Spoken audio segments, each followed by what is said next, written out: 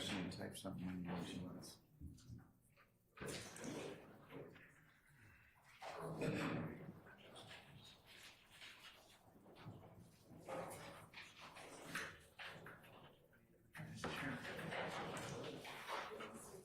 Did that work? Yes. I'm not ready. Sorry.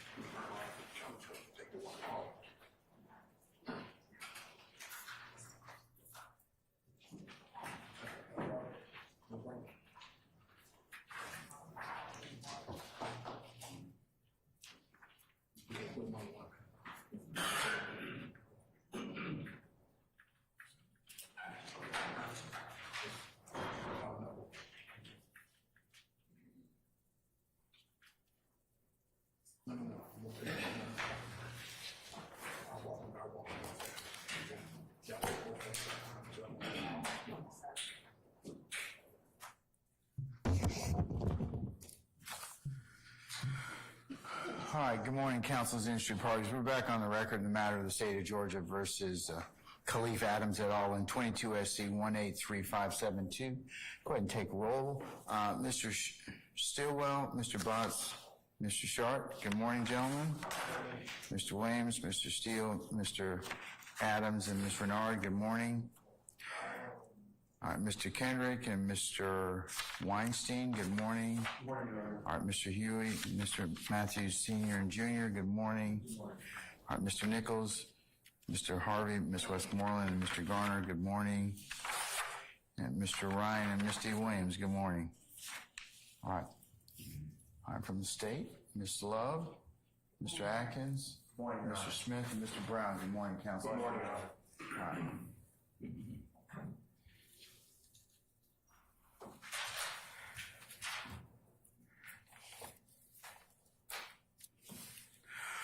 Okay, so our name room, all our jurors here? Yes, sir, Madam President. Okay, all right. Just for housekeeping, I understand that we are gonna go to at noon. Noon's a hard stop for us. And then,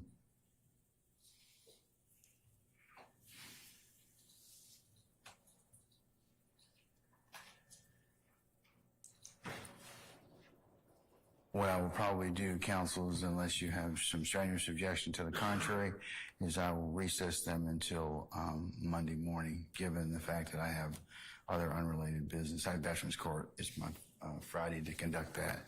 So, much like I told them already, we'll just start back up Monday morning at 9 o'clock. Any issues? Okay. All right. Let's go ahead and summon our jurors, please. Yeah, you can bring Mr. Stevens in, please.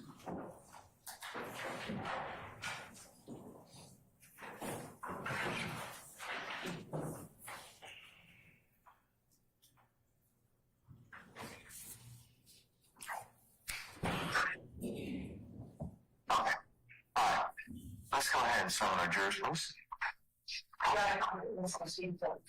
Yeah, you can bring Mr. Stevens in, please. I can hear you.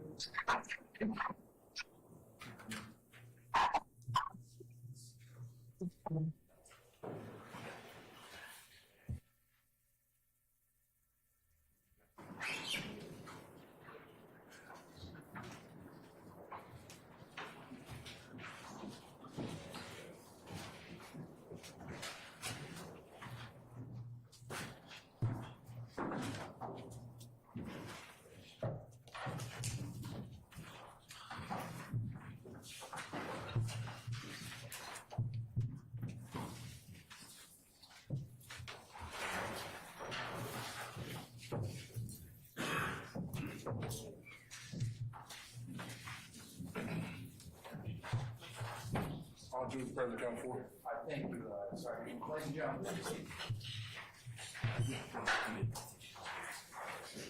Okay, all right.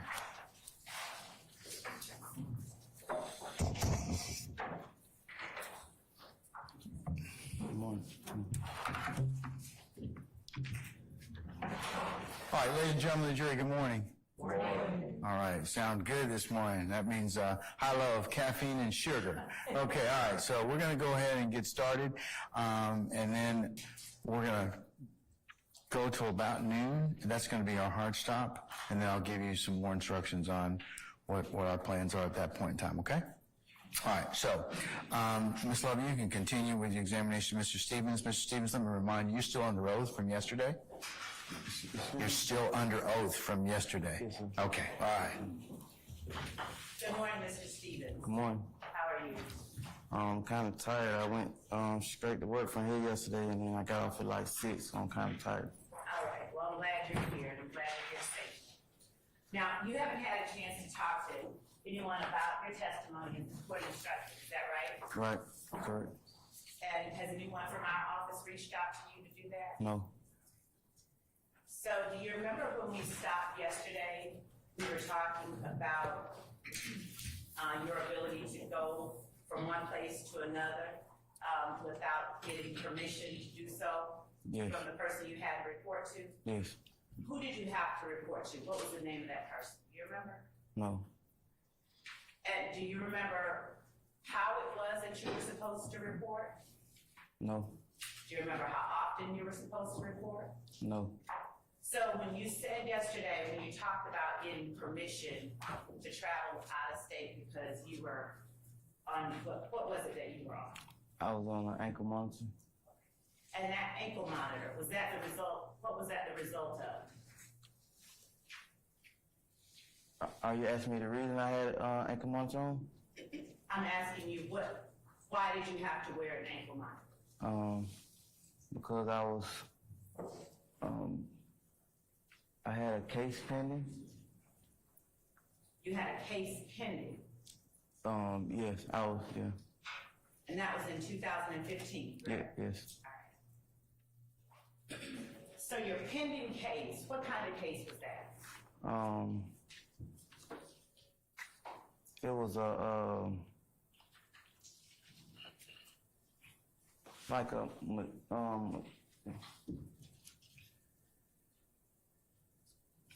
what kind of case was it?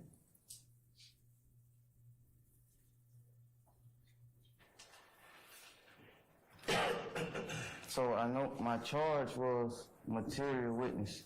Okay. So did you have a criminal case pending at that time? I was arrested. Yes, I was arrested, so. And did you have a criminal case pending at that time with anyone in this courtroom?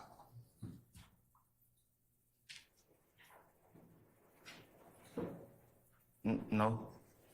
I don't recall. I don't remember. Do you recall having a criminal case with Shannon Stillwell? Yes. When was that?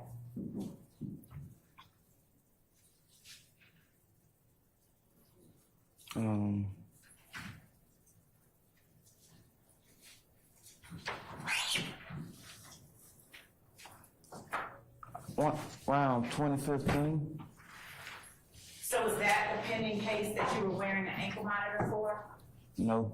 Okay. There was a different one in 2015? Yes. All right. And when you got the pending case with Shannon Stillwell, did you and Shannon have in the car with you a stolen gun? Yes. And was that around July 15th of 2015? Yes. So the case with Shannon Stillwell with a stolen gun occurred after you all had gone to the compound when Little Wayne was present. Is that right? When was your birthday? In April. Yes, that's right.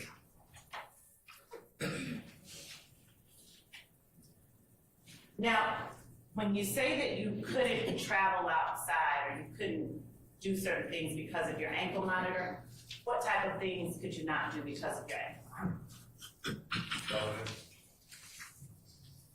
I sustain the objection.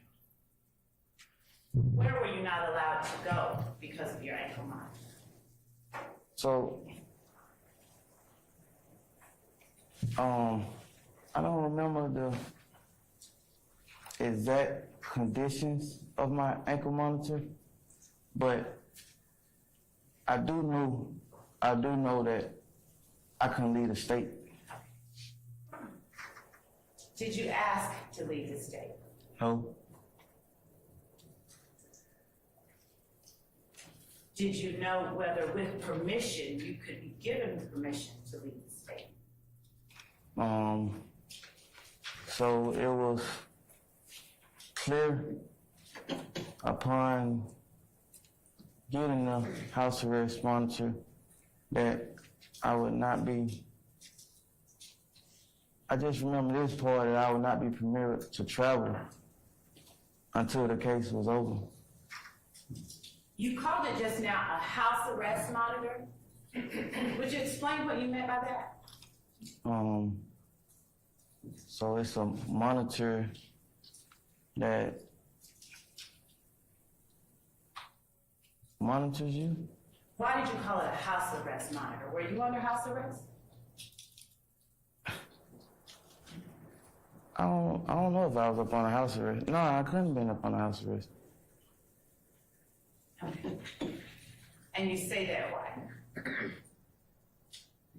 Because I don't recall no one telling me that I had to stay in the house. And so when you said house arrest monitor a minute ago, you don't know why you said that? No, it's just a term. So yesterday, when you were talking about the amount of money that you had to pay to get into the compound, Yes. where did you get that money from? By it being my birthday, I was receiving gifts in forms of cash from family members, friends, loved ones. And when you and your YSL friends were going to the compound, did you all communicate with one another? When we was going to the compound? Yes. Yes. How did you all communicate with one another?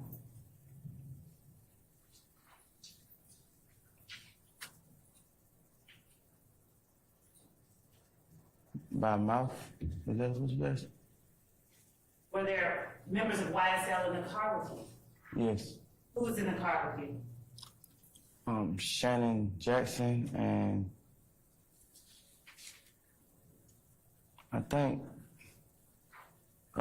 D.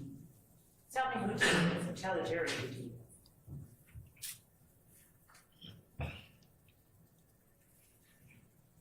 You want me to tell his name? Like, I know D. I do. I know D. Do you know his name? I don't want to like get it mistaken or nothing. I'm Tell gonna the get jury, to the best of your recollection, who D is. his name is Demikian. Demekion Garlington? Yes. Was he also known as 30 Deep D? Yes, I guess so. I'm sorry? Yes. Now, did you know at the time who 30 Deep was? Did I know who 30 Deep was? Yes, sir.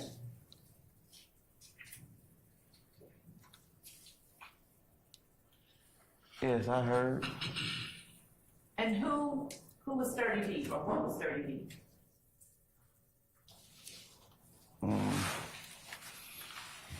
It was a neighborhood and That's hearsay. No. I'm gonna overrule the objection. Thank you. You may answer. a neighborhood in the Southside community. 30 Deep was a neighborhood? It was, yes, It was a neighborhood, okay. Was it also a gang? I don't know if they went by being a gang. What neighborhood was 30 Deep? Mechanicsville. And is it your testimony that when you say a neighborhood, what are you talking about? An area in Atlanta.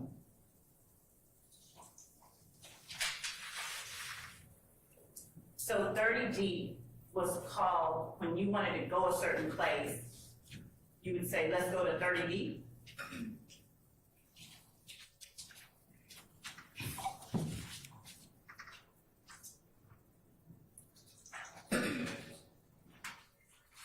No. So then, how is it a neighborhood? How are you calling it a neighborhood? Objection, Your Honor, foundation.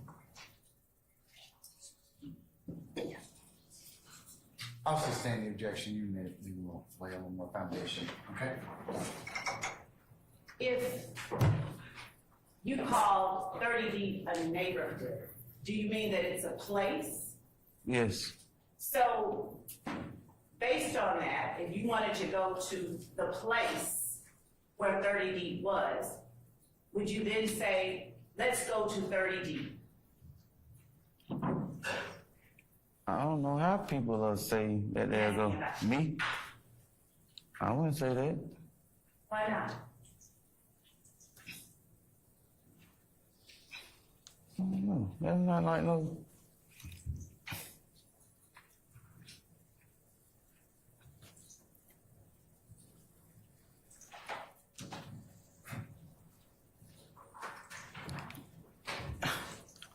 No, No, that's not a terminology I would use. I knew the area. Zone 3. I'd probably say, let's go to a different part of Zone 3. So then, when you said that 30 deep is a place, a neighborhood, and it's not something you ever refer to as that place, where are you getting from that it's a neighborhood or a place? Because that's where it was known out of the area. They. Who is the they that you're The referring to? 30 deep the 30 deep. So 30 deep is a group of people. Yeah, It's a gang? I don't know. But Demekion Darlington was 30 deep. Yes, Was Demekion Darlington 30 deep? that was his Instagram handle. Yes, How often would you say that you associated with Demekion Darlington? rarely. How often? Rarely, I'm sorry. Rarely. How often did you associate with Jeffery Williams?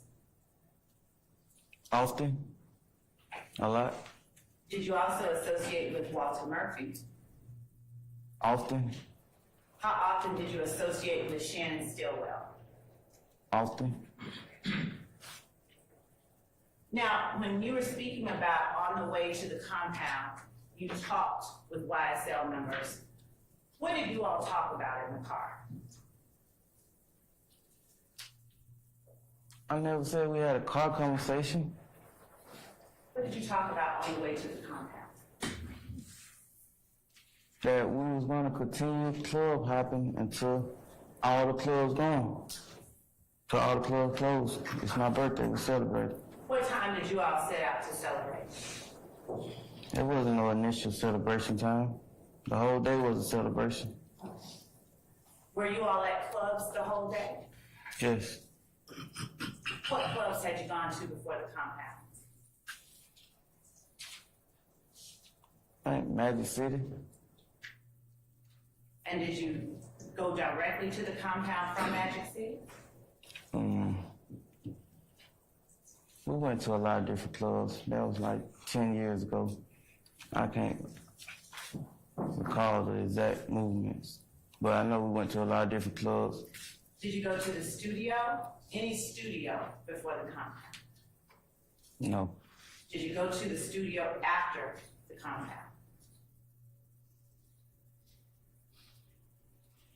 I don't recall. I don't know. I think I was trying to get home to my girl after the club. I don't recall. Did you talk with anyone in particular on the way to the compound? I don't recall. While you were in the car with Dee and Shannon, and incidentally, you said Shannon Jackson. Is Shannon Jackson in the courtroom today? Yes. Would you please tell the jury where he is? In the far back with brown and the glasses on.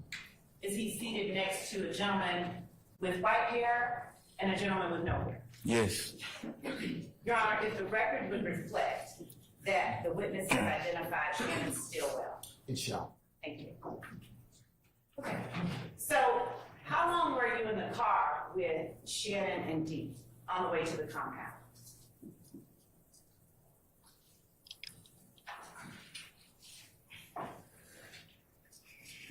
However long it took to get from one club to the next one. Okay, so could you give the jury an estimate?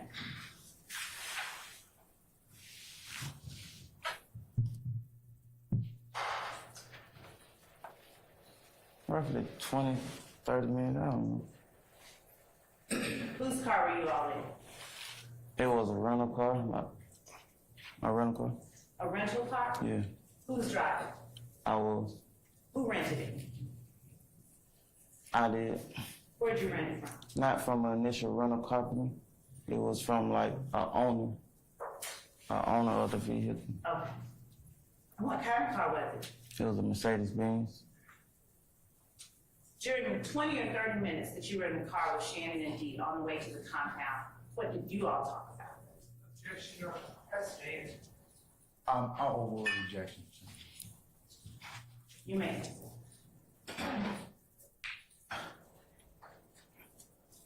I don't recall too much talking. I ain't gonna lie, I was smoking weed and drinking liquor. It was my birthday, I was celebrating. Was everybody in the car smoking weed and drinking liquor? I was, And you were the driver? yes. So, how did smoking weed and drinking liquor, how does that affect your ability to remember today what happened that night? How did smoking weed and drinking liquor affect? But the better question is, you said you were smoking weed and drinking liquor. Does that have any kind of significance in your testimony today while I'm asking you questions? So, from my understanding, your initial question was, did you guys have conversations or were you talking to each other on the way? And my response was that basically I was vibing, listening to music, smoking weed, and drinking liquor. So I don't recall any exact conversations. Not exact. Do you recall any parts of what you all were talking about? I don't recall. So did the smoking weed and drinking liquor, is that what impaired your ability to recall today? Objection, Your Honor. This is 8 years ago. Your Honor, I object. Remember, I told you, no speaking, okay? What's the basis for relevance? What is it? Okay, all right. Okay, I'm gonna sustain the objection. Your Honor, with the court's indulgence, I have a follow-up question that relates to that prior question that I was Let's creating a basis get for. to it. So if the smoking weed and drinking liquor kept you from remembering today certain things, how is it that you were able to recall the length of time that you were inside the compound yesterday? I never said that smoking weed or drinking liquor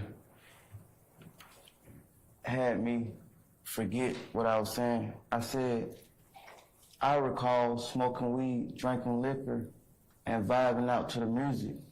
That's what was my answer. So now my question is, did smoking weed and drinking liquor affect your ability to remember things from that night?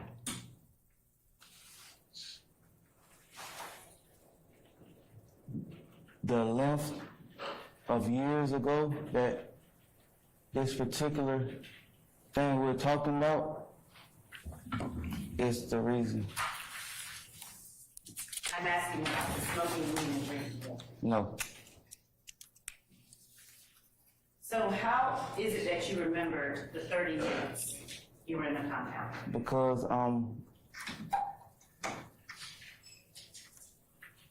very familiar with the Atlanta area. I grew up here, I'm born here, and I know how much time it takes to get from one place to another. No. Yesterday I talked about how long you said you were inside the compound. Do you remember how long you told the jury you were inside the compound? Yes. And how long was that? When I say about 30 to a half hour, yeah. Something. So how do you remember that you were inside the compound for about 30 minutes? Okay. No, I'm gonna overrule, that was Mr. Steele. I'm overruling the objection, sir. I remember that by being upset about the amount of money that I paid to get in and the length of time that I spent being in the party. And you said you spent $500 to get in? Sustained.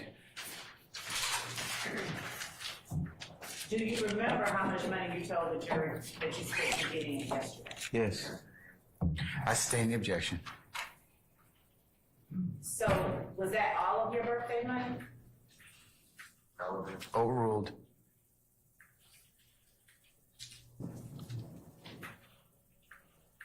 I don't remember how much money I had on me.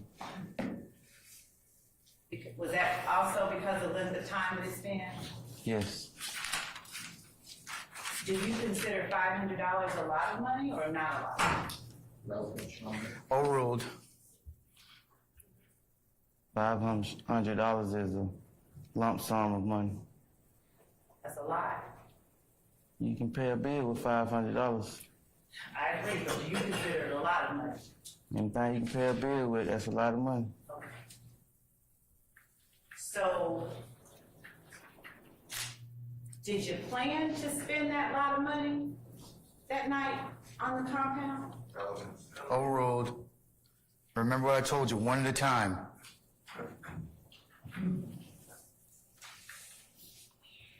I didn't make any plans. I just planned on enjoying myself for the night. Did you know prior to going the cost of getting into the compound? No, Did you know prior to going how long the artist Lil Wayne was going to be at the compound? no, And when you got to the compound, did you ask whether or not Lil Wayne was still performing inside the compound? I'm sorry, did you say that you because I can't hear you? Yes. Relevant. Overruled, sir. Did I ask anyone? No, Did you try to find out in any way whether he was still performing? no, So when you get up to the compound and you're in the car with Shannon and Dee, what do Shannon and Dee do when you go up to the door, the entryway to the compound? I don't know. Foundation, Oh, I'll stay in the objection. I don't recall. Oh, hold on. Oh, my bad. Hold on. Let her pose another question to you, okay? All right. Does Shannon and Dee go to the door of the compound with you? I don't recall.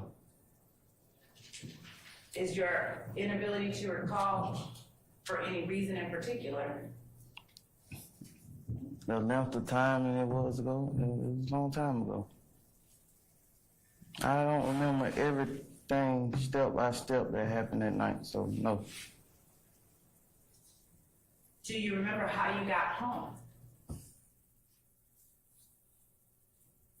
Yes, How did you get home? I drove What did you drive?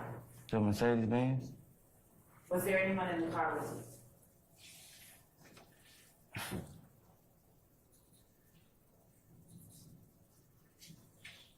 I don't remember step by step.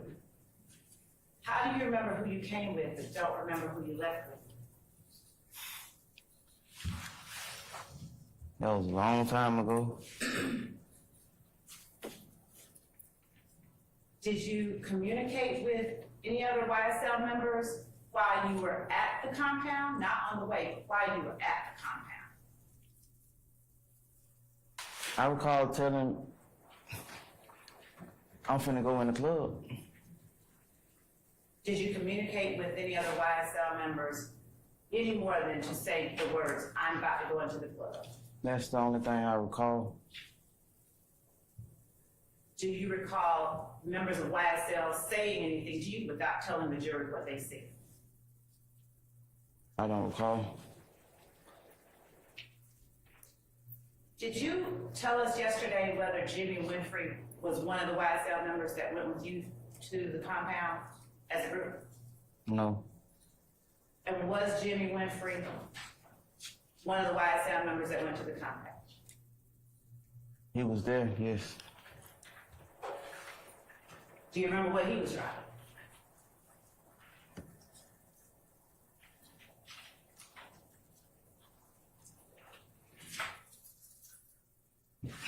It was a long time ago.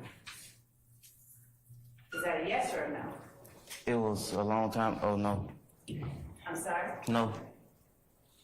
And Walter Murphy Walter Murphy that you spoke about associating with often, was Walter Murphy one of the YSL members at the compound?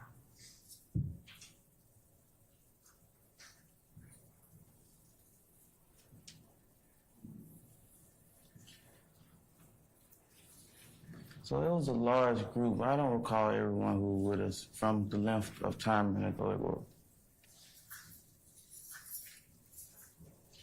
Understanding that you may not recall every single person, my only question right now is, do you recall whether Walter Murphy was one of the people, one of the YSL members at the compound? No, I don't recall from the length of years ago it was.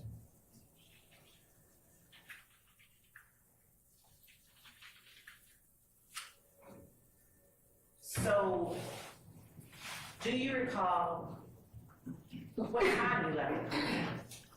I don't recall. Do you recall exactly where you went after the compound? I don't recall.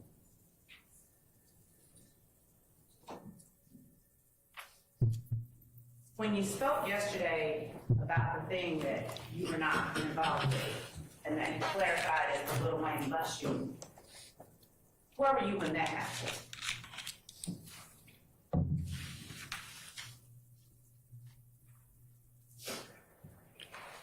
I don't know the exact time that it happened, so I don't know where I was. What do you know about it? Other than what I heard and seen, nothing. What did you see? I seen on the internet the artist had his bus shot. Did you join up with any other YSL members after you left the compound? I don't recall. Can you tell the jury how it is you recall that you all went to the compound as a group, but don't recall whether you all left together? Overruled. Can I tell the jury one more time? Can you tell the jury how it is you remember you all went to the compound as a group, YSL, but you can't recall whether you left or who you left with? No, I cannot explain it to the jury.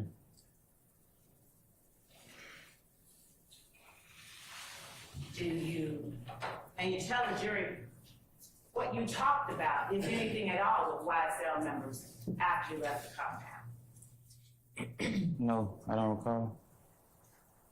Did you call Jimmy Winfrey at the time Jimmy? No. What'd you call him? Roscoe? Is Roscoe the same person known as Pee Wee Roscoe? Yes. Did you ever wear any articles of clothing that said Free Roscoe? I don't recall. Did you ever see YSL members wearing shirts that says Free Roscoe?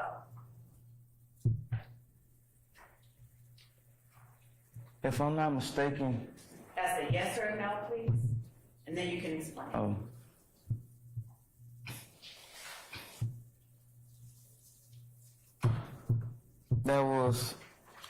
I was trying to answer the question.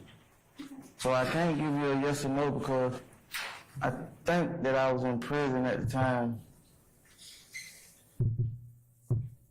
At what time, sir? I think I was in prison at that time that he was locked up, if I'm not mistaken, or in jail. So do you know when it is that you went to prison? Yes, When? in 2015. What part of 2015? I don't remember the exact dates. So, understanding that you believe you were in prison at the time Jimmy Winfrey was locked up, my question to you is a slightly different one. Do you recall seeing YSL members wearing merch or shirts with Free Roscoe on? I don't recall. Are you aware of the existence of YSL merch that says Free Roscoe?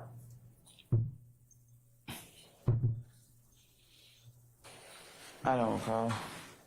That was a long time ago, man.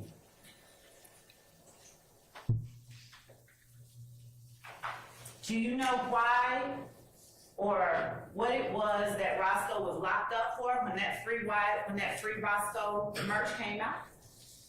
Concerns facts not in evidence. I sustain the objection. You can refer to that. Are you aware of the Free Roscoe merch? You should ask me that.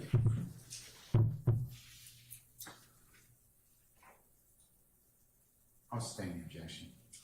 When you spoke about Roscoe, when you said that you believe you were in prison at the time Roscoe was locked up, how do you know what time Roscoe was locked up?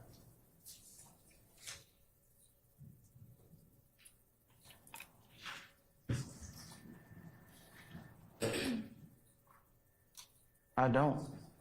Then why do you believe you were in prison at the time Roscoe was locked up?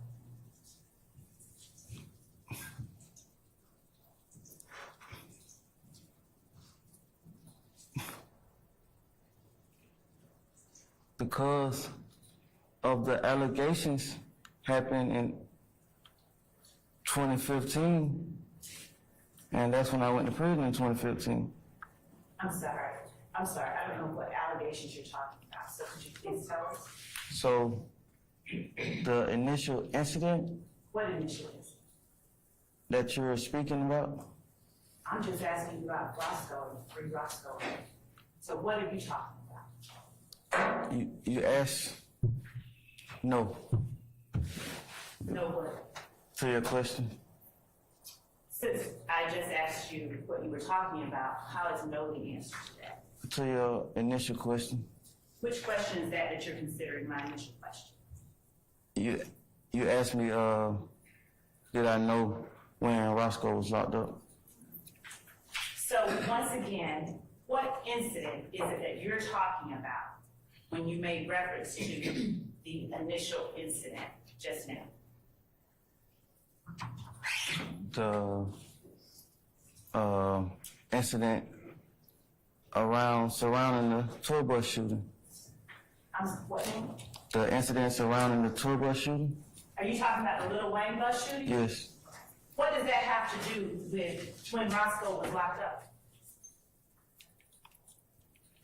You asked me, did I know when I was locked up? Did I know when he was locked up? I think that was the question. My only question is, what does the Lil Wayne bus shooting have to do with when Roscoe was locked up?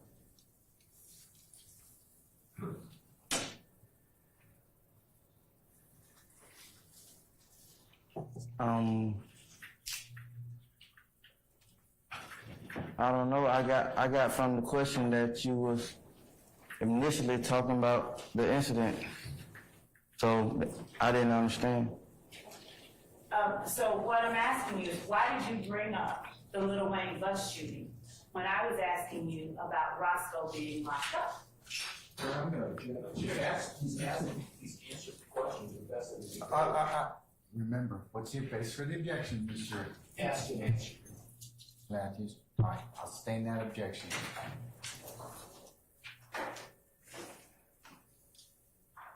Was Roscoe locked up for shooting up the Lil Wayne bus? Yes. And Roscoe is a member of YSL, is that right? Yes. All right. And is that the same Roscoe that went to the compound with you all as a group, with YSL as a group? Yes.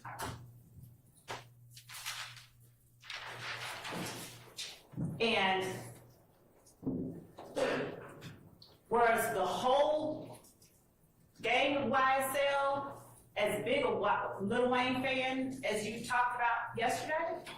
Sure. I sustain the objection. Yeah. Who all was it? I sustain the objection already. All right, you need to I'm asking a rephrase different that. question. Okay. Thank you. would you tell the jury what members of YSL that went with you in this group to the compound were actual fans of Lil Wayne? Just like to call for speculation. How many times? Okay, look. One at a time, please. Someone else's stuff. Well, if you see somebody else to rise, you should rise when you make an objection anyway, so we can see you.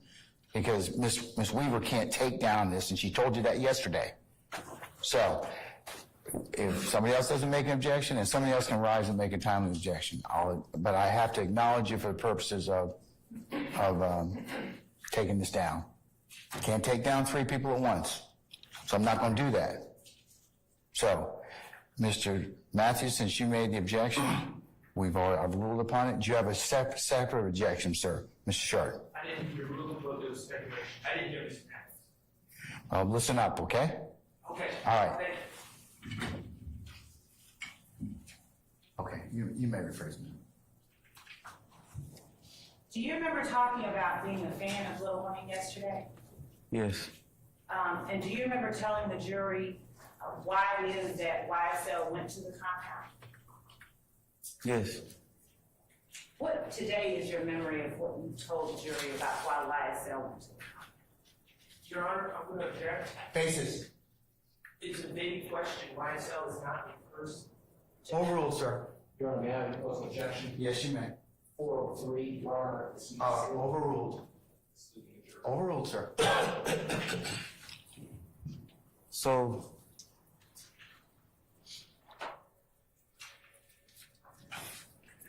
I never said anything about anyone being a fan. I said that was an inspiration to the start of their music career. I said he inspired the music career, and I said he was an idol. Okay, before we get into everything you said, let me make sure I heard you right. Did you say you never said anyone was a fan? I said that he inspired the music career. Just now I'm talking. Yes. Did you just say that you never said anybody was a fan? I don't recall saying that.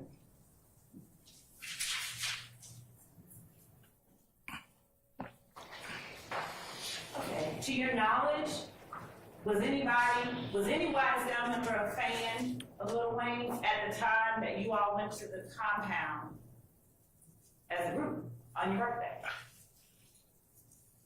I don't know.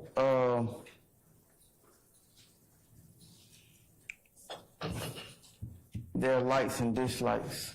I know mine. And were you a fan? Yes. And so, was it you then who convinced YSL to go to the compound where Lil Wayne was performing? So my initial thing of the whole night was celebrating my birthday, and it wasn't even a thing for everyone to say, hey, let's go here or something. That's what I wanted to do, and that's what I did. So being in communication of like, there was never, no one said, let's go here. That's what I want to do for my birthday, and that's what I did. And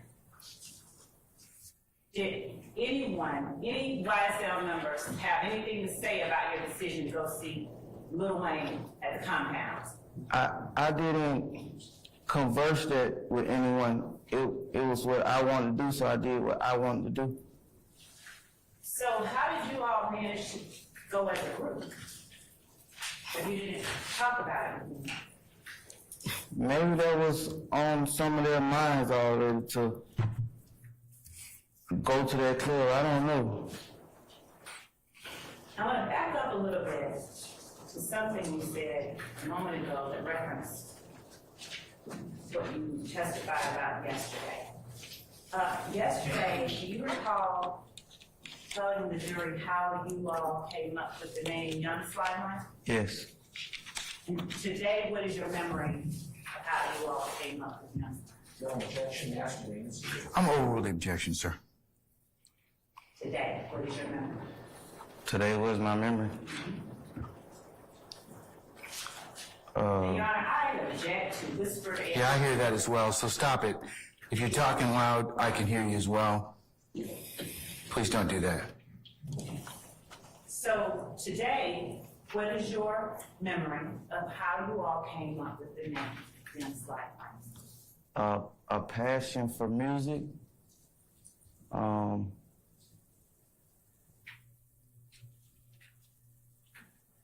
Coming up with a name for the music group. And why would you all, as 3 founding members, choose the word slide? Because I often listen to Wayne music. We often listen to Wayne music. Tell the jury, and this was this pre-2014 that you all formed YSL? Yesterday I answered that question with, I don't recall the initial date, if I'm not mistaken. I'm asking you today, And I got the do same, you remember the year? I don't recall. Do you remember telling the jury approximately when it was formed? If I'm not mistaken, I said that I don't recall. Do you remember me showing you State's Exhibit 10 Uniform Bravo? And I can put it up on the screen.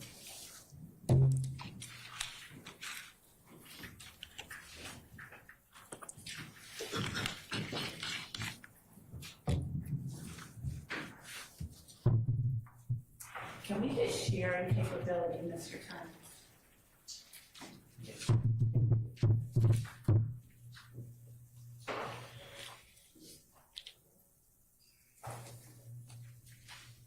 And that is 10 Uniform Bravo. Would you go there?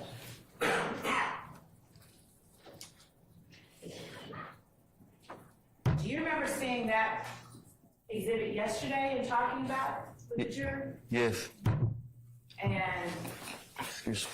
do you remember referencing the date of October 12th, 2014 while you were talking about it? Yes. Do you remember telling the jury that YSL was founded at least before that date?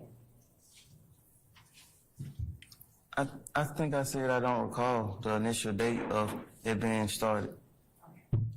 While I'm not asking you the exact date, are you able today to tell the jury whether YSL began before October the 12th, 2014? No, I can't answer that. I don't. Even while looking at an IG post, So you asked me, him and I, the founders of YSL, So Brilliant, photo by Thugger Thugger 1, posted on October 12th, 2014? but I stated that I didn't recall. Okay. So even looking at that, you don't remember whether YSL was formed? Hold on. What's the basis? Objection leading, Your Honor. I sustain the objection. Does looking at this refresh your memory, whether it was formed before that date or not? No. Are you able in any way to explain why you would be calling yourself Original Science Flying _ Slug and be called a founder of YSL on a date October the 12th, 2014? No, I can't explain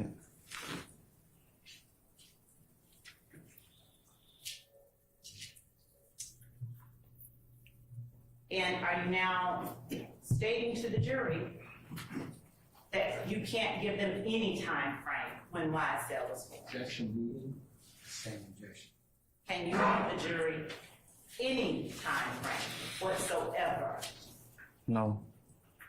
Would you explain how you're able to remember the inspiration for a name and not remember any time frame about when the inspiration came about? No, I can't explain it. Are you willing to offer one? No. Do you recall, as part of your agreement with the state, and I believe, since they're here, I'm gonna pull it out.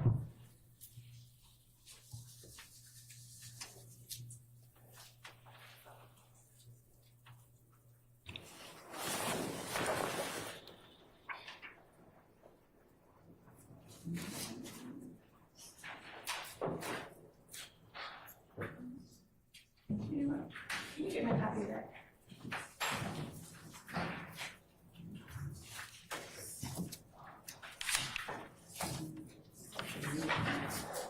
One key. One.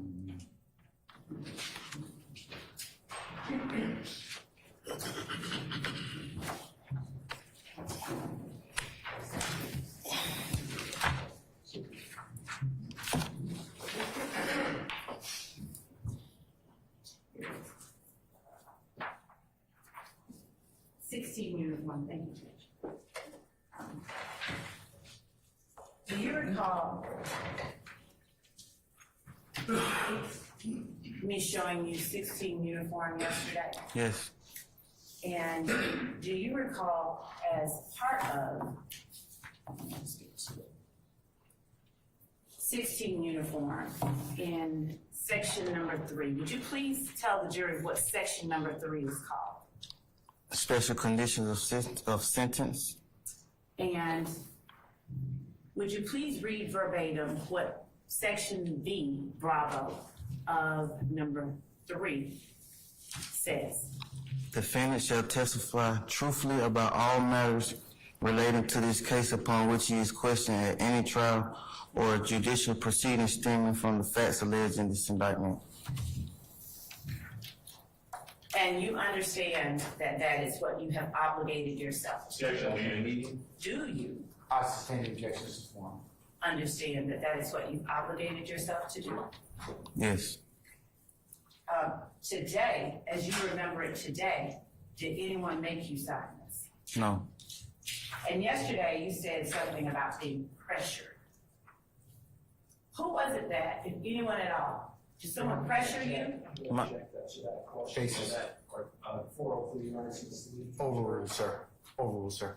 My words, if I'm not mistaken, they wasn't pressured. I think it was like persuaded. Do you recall who it is that you're talking about when you say persuaded? Yes. And when you say persuaded, what is it that you're using that word in reference to?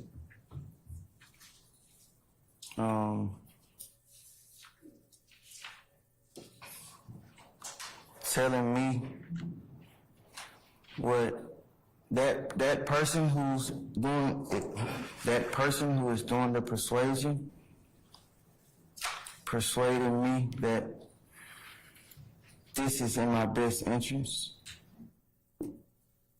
And so, did you agree with the person that told you it was in your best interest?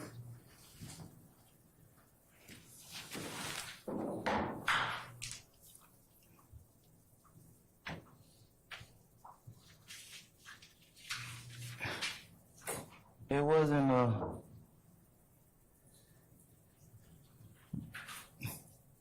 did I agree or disagree matter, because I hired that person to tell me what's in my best interest. So I don't feel like it was a agree or disagree matter. Did the court tell you anything about whose choice it was to enter into any kind of agreement like this? Yes. What was it that the court told you, as you remember today?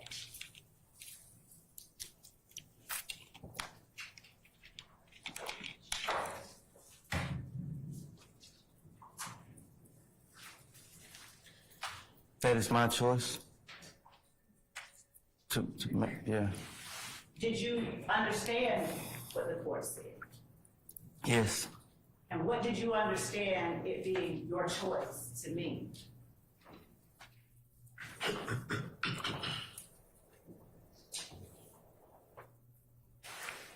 That it should come from me. Did the court say anything to you about whether or not it could be your attorney's choice? No. Did the court make clear that it had to be your choice and not your attorney's choice? Yes. Did you understand that? Yes. So, did you agree with what your attorney said about entering into this agreement being in your best interest? Yes. And did you have an opportunity to correct things that you saw were incorrect as a part of this agreement? Yes. And did you make corrections when asked to agree or disagree with parts of this document? Not these initial questions.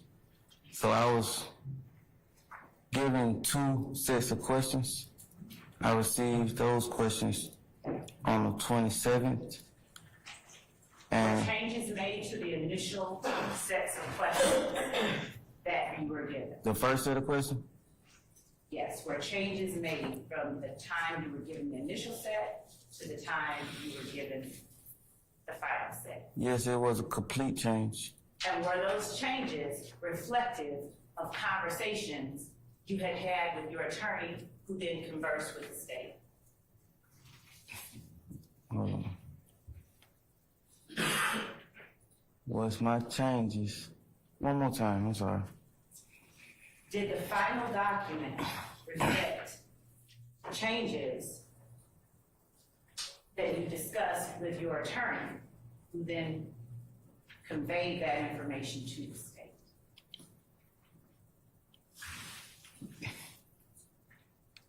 Yes, but without my permission, I didn't tell her to do that.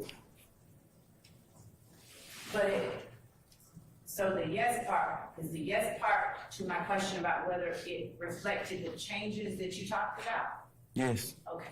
So the final document is reflective of changes that you discussed with your attorney. Is that an accurate statement? Can you break down the question more for me?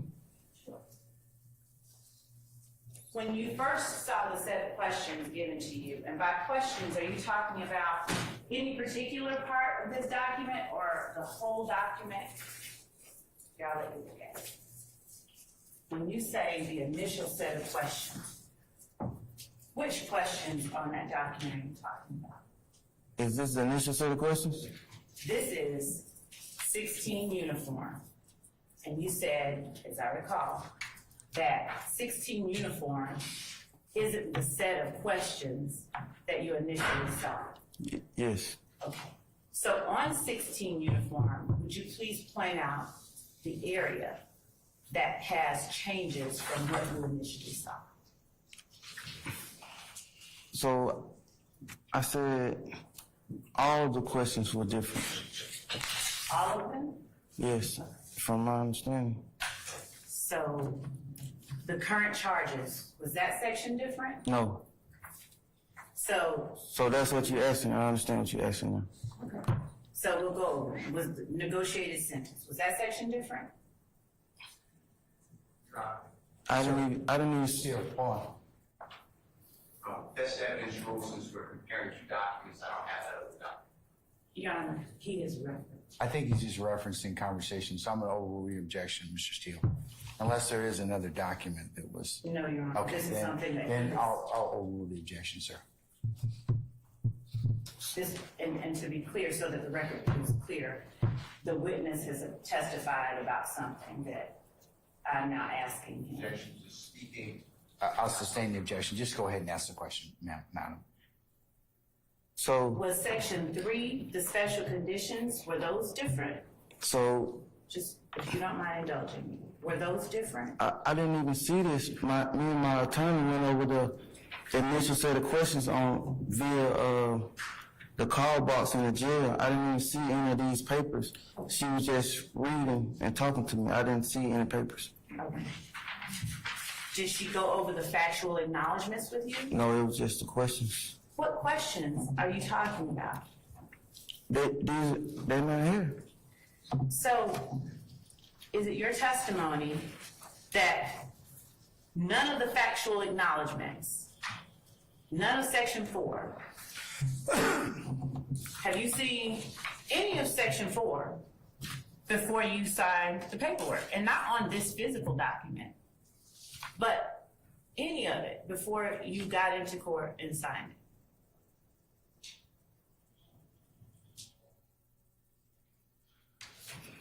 Are you saying from these set of questions or the initial set of questions? I thought we were talking about the initial set of questions. Because I'm asking you. Basis. I'm overruled the objection, madam. I'm asking you whether it's your testimony that you have never seen on any medium or ever heard any of the questions or any of the statements under section 4, not necessarily on this piece of paper. It's compound. Compound question. Why don't you just break Have it you down ever? a little shorter? Yes, Your Honor. Before you sign this document, had you ever seen or heard any of the questions in defendant's factual acknowledgments?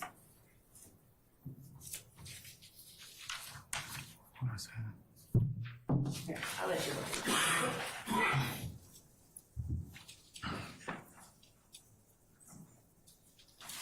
defendant factual knowledge. All right.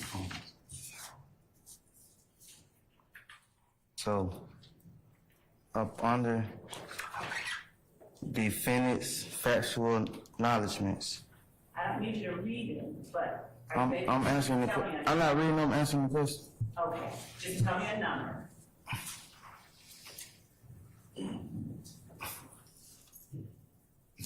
Tell me the number of the questions that you had never seen before you signed their document. Never seen or heard. Tell you a number. I'm confused. I'm sorry, I'm confused. Can you just read to yourself did you read the document when you Yes, signed it? yes. So I hope that this can answer your question. I seen this paper, the 28th and the 29th. I hope that can answer your question. I seen this paper, this whole entirety of this paper.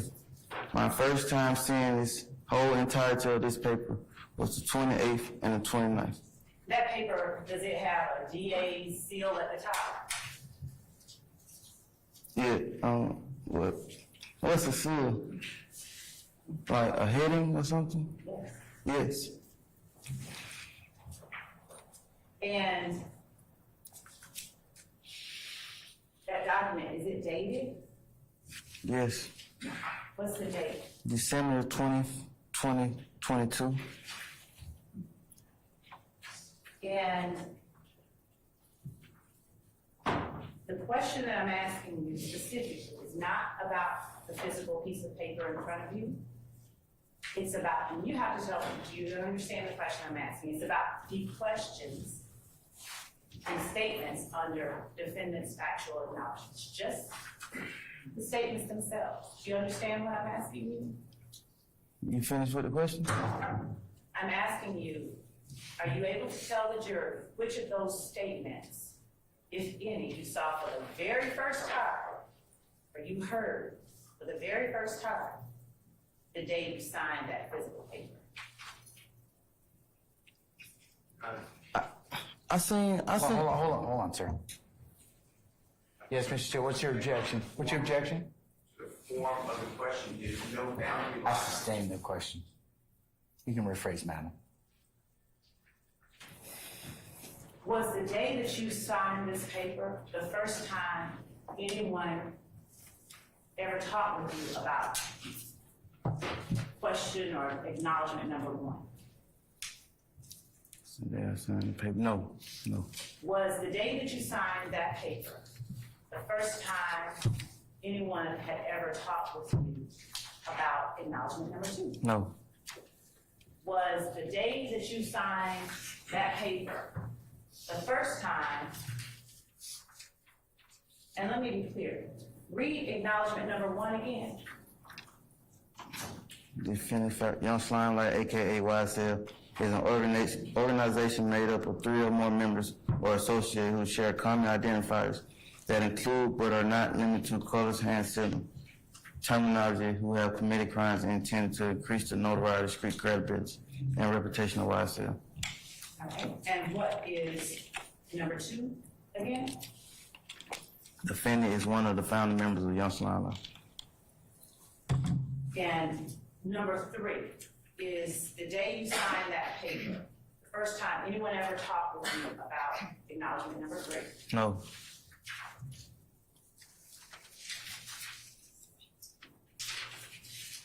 What about acknowledgement number 5?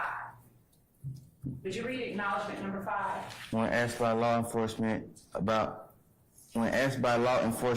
defendants YSL and Rock Crew Tattoo, defendants truthfully advised law enforcement that defendant is a member of a gang called Rock Crew, but that group is no longer going by their name and now goes by YSL, which originally stood for Young Slime Life. Is the day that you signed this paper that you have in front of you the first time anyone had ever talked with you No. about No. statement number 5 that you just read? No. Go down to statement number 9. Would you read statement number 9 under defendant's factual acknowledgments?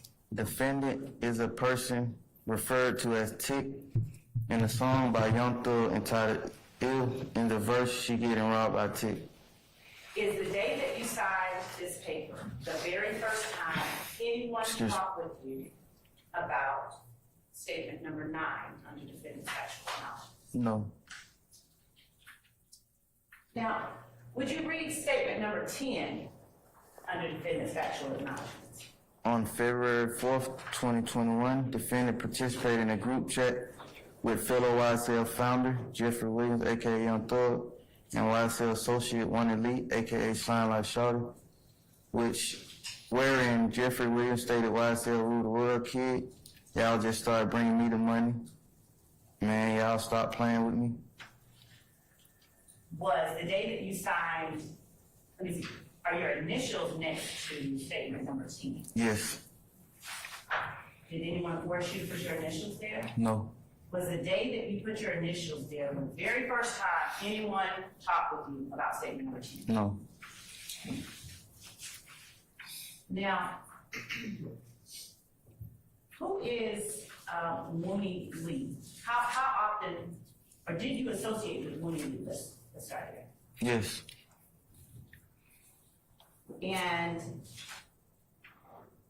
going to statement number 11, are your initials next to statement number 11? Yes. Did anyone force you to put your initials there? No. Would you read for the jury statement number 11?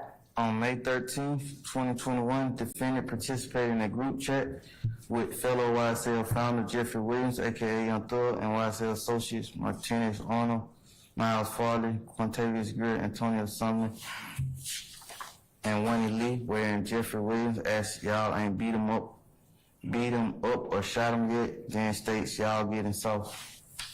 Was the day that you signed State's Exhibit 16 uniform the very first time anyone spoke with you about statement number 11? No. Let's look at statement number 12 under defendant's factual acknowledgments. Would you please read statement number 12? The gas station at 151 Cleveland Avenue is a location where YSL associates sell drugs. Are your initials next to statement number 12? Yes. Did anyone force you to put your initials there? No. Is the date that you signed State 16 uniform the very first time anyone spoke with you about statement number 12? No. Ms. Love, can we pause just a second? I think our jurors need to take a comfort break, so we're going to pick up at this point in time. So, we're going to be in recess about maybe 5-10 minutes, and we'll come back, okay? All right. All rise for our jury.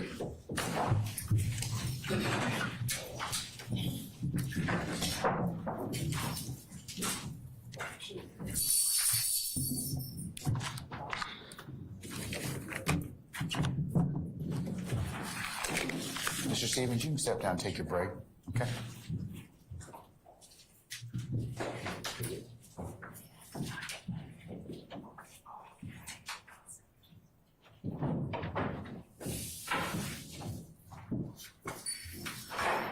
All right, ladies and gentlemen, please be seated. Our jury has left us. We're just going to take 10 minutes, and then we'll come back, and our hard stop today is at 12, okay? Yes, sir. All right, we're in recess.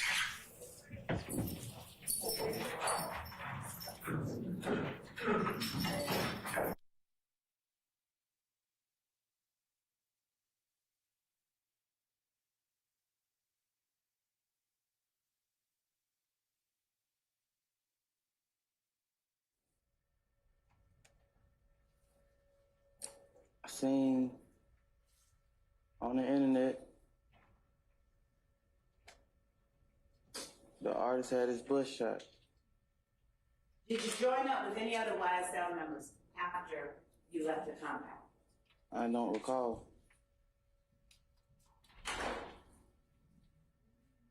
Can you tell the jury how it is you recall that you all went to the compound as a group, but don't recall whether you all left together?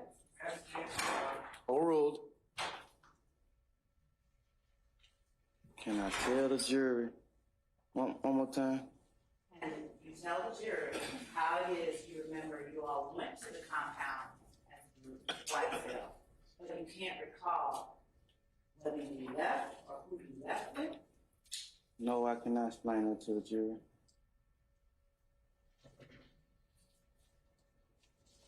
Can you tell the jury what you talked about, if anything at all, with YSL members after you left the compound? No, I don't recall. Did you call Jimmy Winfrey at the time, Jimmy? No. What'd you call him? Roscoe. Is Roscoe the same person known as Pee Wee Roscoe? Yes. Did you ever wear any articles of clothing that said Free Roscoe? I don't recall. Did you ever see YSL members wearing shirts that says Free Roscoe?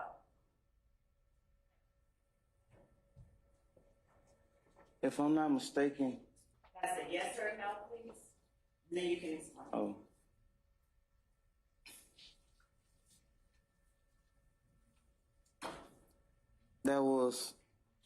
I was trying to answer the question. So I can't give you a yes or no because I think that I was in prison at the time.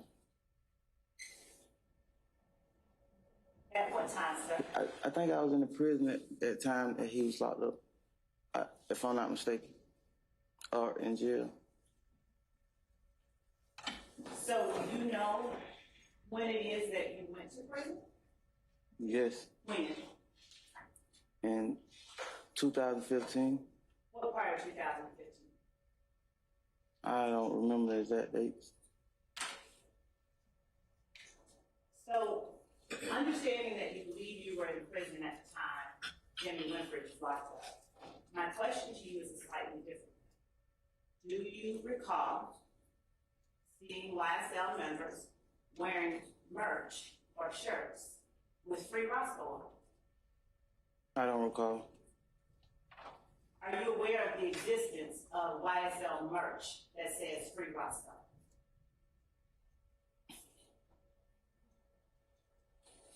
I don't recall. That was a long time ago, man.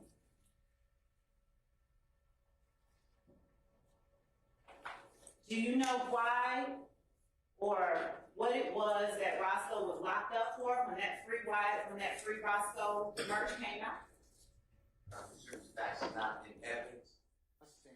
All right, that's Trontavia Stevens on direct examination. He's testifying about an incident from 2015 in which some fellow members of the YSL street gang, or at least so as alleged, shot up Lil Wayne's tour bus. One of the co-defendants, his name is Jimmy Winfrey. They're referring to him as Pee Wee Roscoe there on the feed. They're saying that Trontavious had once worn a shirt that said Free Roscoe. He pleaded guilty, this Jimmy Winfrey or Pee Wee Roscoe, to shooting up Lil Wayne's tour bus back in 2015, but that conviction was thrown out by the Georgia Supreme Court in 2018 because the trial judge, the Georgia Supreme Court, ruled inappropriately inserted himself into the plea agreements. Now that's just some background on what was in the broader scheme of things here. That shooting was not related to the RICO case here, but the prosecutors are trying to establish Trontavia Stevens' connection to other defendants who have not yet pleaded guilty and are on trial now in this RICO case for the street gang and belonging to it itself. So we're going to go back into the courtroom to listen more about what's happening. I'm sorry. I don't know what allegations you're talking about. So could you please tell us? So, the initial incident What initials? that you're speaking about, I'm just asking you about Roscoe and Free Roscoe. What are you talking about? you asked no No what? to your question. I just asked you what you were talking about. How is no the answer to that? To your initial question. Which question is that you're considering my initial question? You asked me, did I know when Roscoe was locked up? So once again, what incident is it that you're talking about when you made reference to the initial incident just now? The incident surrounding the tour bus shooting. What? The incident surrounding the tour bus shooting? Are you talking about the Lil Wayne bus shooting? Yes. What does that have to do with when Roscoe was locked up? You asked me, did I know when I was locked up? Did I know when he was locked up? I think that was the question. My only question is, what does the Lil Wayne bus shooting have to do with when Roscoe was locked up?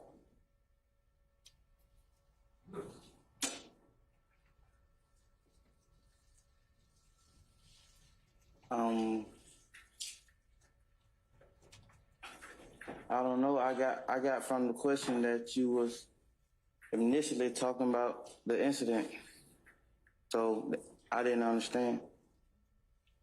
So what I'm asking you is, why did you bring up the Lil Wayne bus shooting when I was asking you about Roscoe being locked up? Sir, I'm going to he's answered the question to the best of his ability. Remember, what's your base for the objection, Mr. Ask and answer. Matthews? All right, I'll sustain that objection.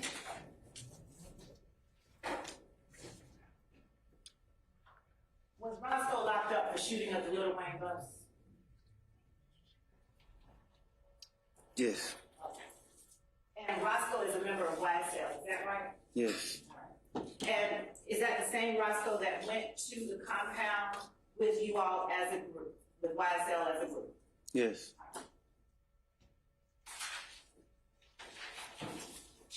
And was the whole gang of YSL as big a Lil Wayne fan as you talked about yesterday? I sustain the objection. Who all was it? I sustain the objection already. All right, you need to rephrase that. Okay. Thank you. Would you tell the jury what members of YSL that went with you in this group to the compound were actual fans of Lil Wayne? I'm going to check the call for speculation. How many times? Okay, look. One at a time, please. Well, if you see somebody else to rise, you should rise when you make an objection anyway, so we can see you. Because Miss Weaver can't take down this, and she told you that yesterday. So if somebody else doesn't make an objection, then somebody else can rise and make a timely objection. But I have to acknowledge you for the purposes of taking this down. Can't take down 3 people at once. So I'm not going to do that. So, Mr. Matthews, since you made the objection, I've ruled upon it. Do you have a separate objection, sir? Mr. Short. I didn't hear rule of the speculation. I didn't hear this. Listen up, okay? Okay. All right. Okay, you may rephrase it. Do you remember talking about being a fan of Lil Wayne yesterday? Yes. And do you remember telling the jury why it is that YSL went to the compound? Yes. What today is your memory of what you told the jury about why YSL went to the compound? Your Honor, I'm going to object. Basis. It's a vague question. YSL is not a person. Overruled, sir. Your Honor, may I pose an objection? Yes, you may. 403, Your Honor. Overruled. Overruled, sir. So,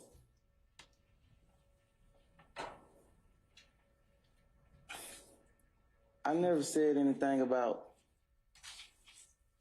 anyone being a fan. I said that was an inspiration to the start of the music career. I said he inspired the music career, and I said he was an idol. Okay, before we get into everything you said, let me make sure I heard you right. Did you say you never said anyone was a fan? I said that he inspired the music career. Just now I'm talking. Yes. You just say that you never said anybody was a fan. I don't recall saying that.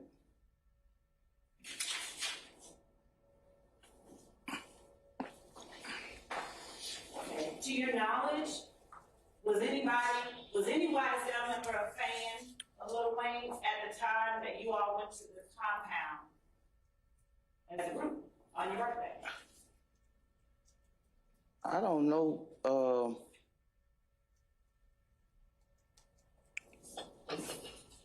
There are likes and dislikes. I know mine. And were you a fan? Yes. And so, was it you then who convinced YSL to go to the compound where Lil Wayne was performing? So my initial thing of the whole night was celebrating my birthday, and it wasn't even a thing for everyone to say, hey, let's go here or something. That's what I wanted to do, and that's what I did. So being in communication of like, there was never, no one said, let's go here. That's what I want to do for my birthday, and that's what I did. And did any YSL members have anything to say about your decision to go see Lil Wayne at the compound? I didn't converse that with anyone. It was what I wanted to do, so I did what I wanted to do. So how did you all manage to go as a group? If you didn't talk about it. Maybe that was on some of their minds already to go to that club. I don't know. I want to back up a little bit to something you said a moment ago that referenced what you testified about yesterday. Yesterday, do you recall telling the jury how you all came up with the name Young Flyline? Yes. And today, what is your memory? We're watching the direct examination of Trontavious Stevens, one of the co-defendants who has pleaded guilty. He did that at the end of 2022. He's recounting an incident from 2015 with a shooting of Lil Wayne's tour bus that he's trying to get details to the jury about. The prosecutor's trying to get more out of him. He's not being the most cooperative witness, but of course he's only obligated to testify about what he made his plea deal over. This stuff here, perhaps he's a little more squeamish to say more about his old friends. Anyway, we do have to go to a break. Stay with us. We will be back with more from Trontavious Stevens. Passion for music.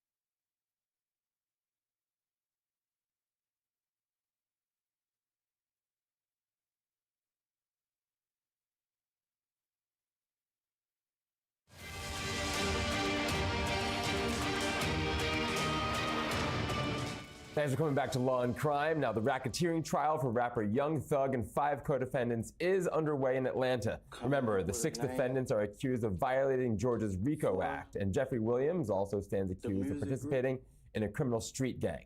Right now, co-defendant Trontavia Stevens is on the stand for his second day of testimony, so let's get you back into that courtroom now.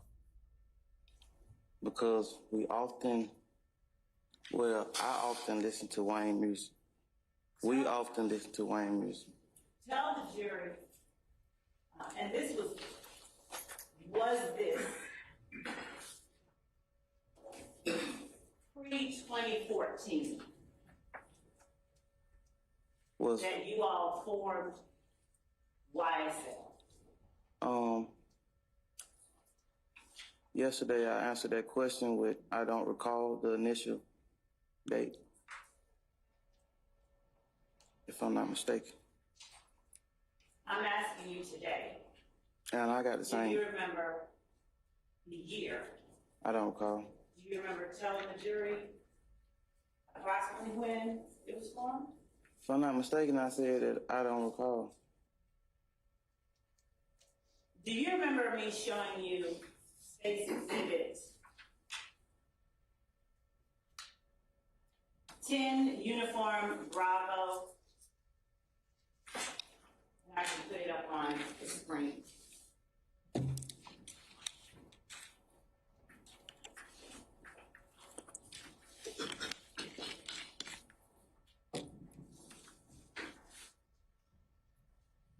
Can we get sharing capability, Mr. Trent?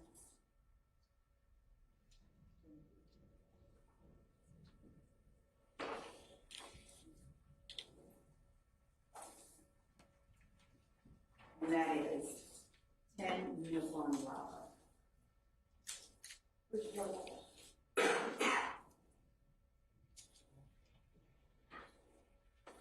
you remember seeing that exhibit yesterday and talking about it with the jury? Yes. And Excuse me. do you remember referencing the date of October 12th, 2014 while you were talking about it? Yes. Do you remember telling the jury that YSL was founded at least before that date? I think I said I don't recall the initial date of it being started. While I'm not asking you the exact date, are you able today to tell the jury whether YSL began before October the 12th, 2014? No, I can't answer that. I don't. Even while looking at an IG post, So you asked me, saying him and I, the founders of YSL, So Brilliant, photo by Thugger Thugger 1, posted on October 12th, 2014? but I stated that I didn't recall. Okay. So even looking at that, you don't remember whether YSL was formed? Hold on. What's the basis? Objection, Your Honor. I sustain the objection. Does looking at this refresh your memory, whether it was formed before that date or not? No. Are you able in any way to explain why you would be calling yourself Original Science Line _ Slug and be called a founder of YSL on a date October the 12th, 2014? No, I can't explain it.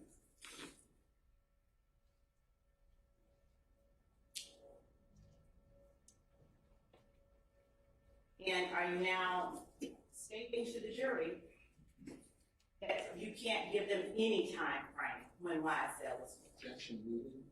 Sustain the objection. Can you give the jury any time frame whatsoever? No. Would you explain how you're able to? We're watching the direct examination of Trontavia Stevens, and right now the prosecutor is trying to get him to identify when, or at least at the earliest, when YSL, the street gang he says he belonged to, and that is on trial now in Atlanta.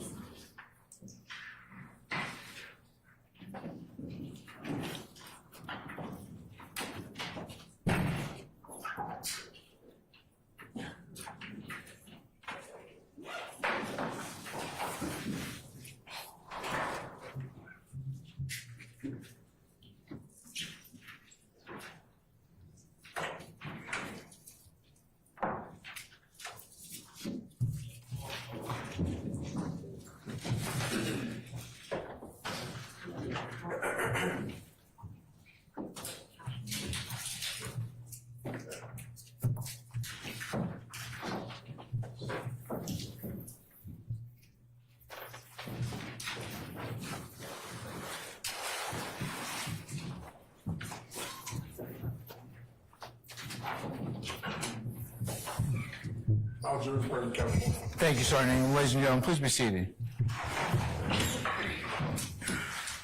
All right, Ms. Love, before you go and get started, 12 is a hard stop, so just go ahead and govern your questioning accordingly, and we'll stop at noon, okay? Yes, sir. Okay, thank you, madam. Good morning again, Mr. Stevens. Morning. On your break from the court recess, did you take State's Exhibit 16 uniform with you? Yes. Is it why? It was just stacked up on my papers. It was intentionally. Did you read over it while you No. got over it? And did anyone from the state attempt to talk with you? No. And did you speak with anyone else? No. All right, then I'm gonna give you 16 uniform back, okay? And if you would, turn to page 4 of 5.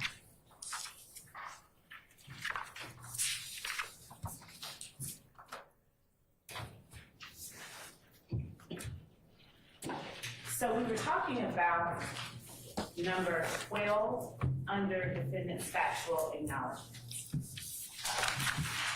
Did anyone force you to put your initials next to number 12? No.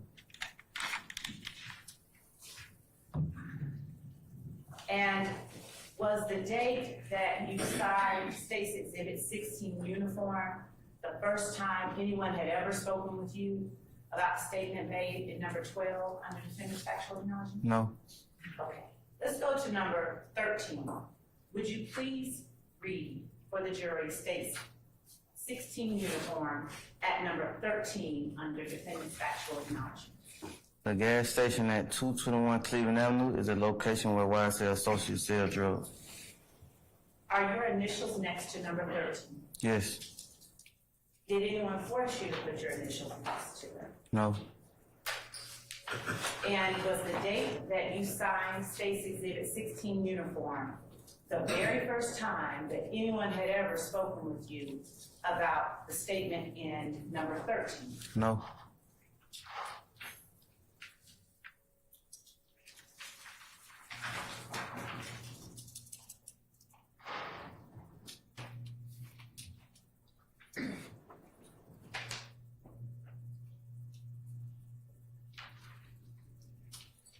The factual acknowledgments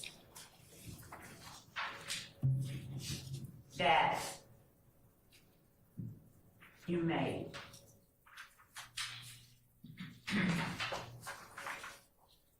I can grab 16 uniform there.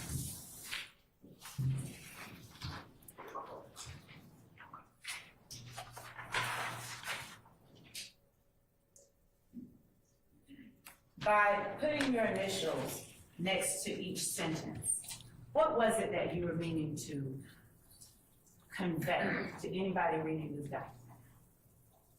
That I agreed to it. That you agreed to it? Yes. Did you mean to convey as well that you agreed with it? Yes. And did you mean to convey that it was a true sentence? Yeah. I stand the objection. I sustain the objection.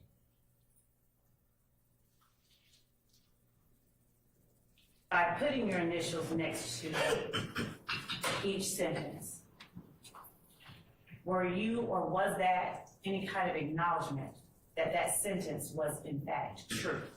Yes. And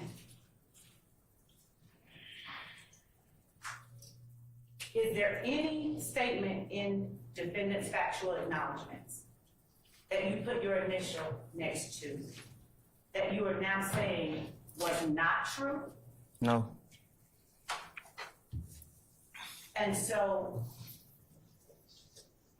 did you have an opportunity to speak with your lawyer about these statements before you got into court and signed the document that is State's Exhibit 16 uniform? Yes. And did you have an opportunity to tell your lawyer, or even the state, about any corrections that needed to be made? Yes. And did you instruct your lawyer or the state, either one, to make any corrections to defendant's factual acknowledgments? No. Did you believe or did you understand that the ability to do that, did you think that it had any kind of consequences? Like, did you? Objection, Your Honor, ambiguous. Overruled. No.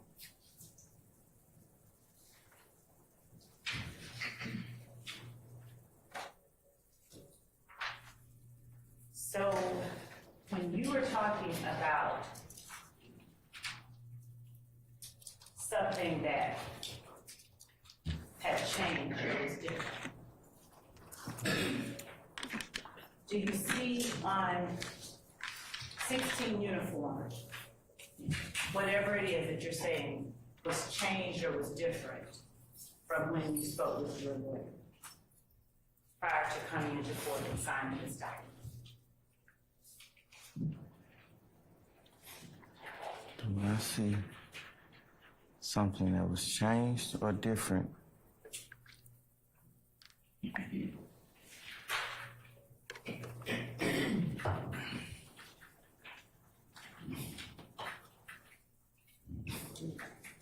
That was my first time seeing the initial document with my eyes and physically. When you say the initial document, what are you referring to? That document? Physically. Yeah, yes. And what, for you here testifying today, what significance does that fact have on your signature on this document? I didn't make any, I wasn't making none of it. I just answered the question. I didn't hear you. I was just answering the question. I wasn't saying any significance to it. Was there any reason that you said that when you signed this document, it was the first time you saw this document? Any reason for the jury? Yes, with the question that you asked me. It went with the question that you asked me. Okay. So was the question that I was asking at the time dealing with persuading you or anyone persuading you to sign this document? I'm talking about the question you just asked me before the last question. That's the question that me saying that went with. And just for clarity and for the purpose of the record, what question is that?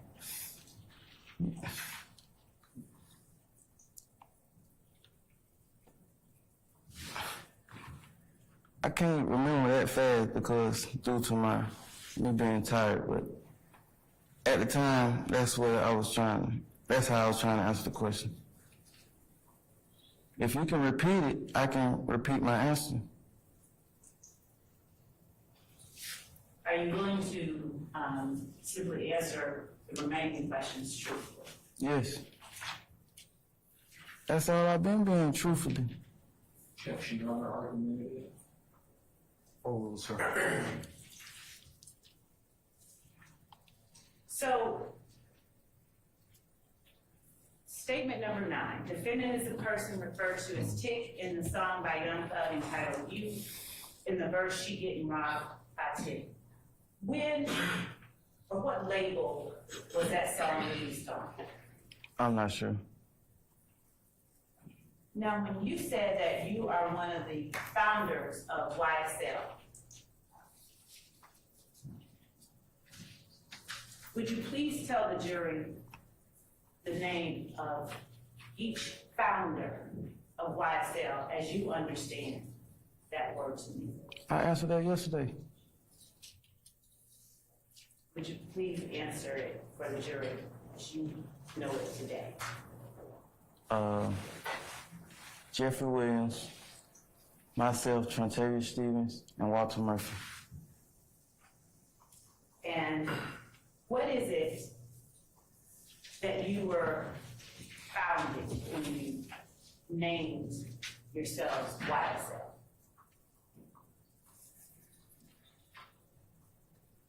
At the time, it was a possible It was what now? At the time, it was a possible record label because at the time, they didn't even know the music was gonna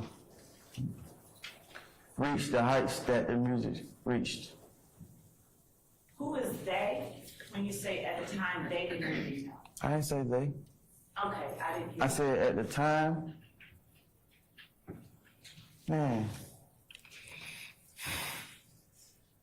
Yeah, I said at the time, we didn't know the heights that the music was gonna reach. So it was a record label at the time you formed. Yeah, I'm sorry, it ain't you, it's me, I'm tired. I'm sorry. You know. No, I'm good, I can maintain. Now, I can manage, I maintain. when you founded this record label, do you remember where you were when you all came up with the name? I don't recall. And when you founded Young Slime Life along with Jeffery Williams, is that what you call Mr. Williams? Jeffery Williams? That's his name. I understand. What do you call him?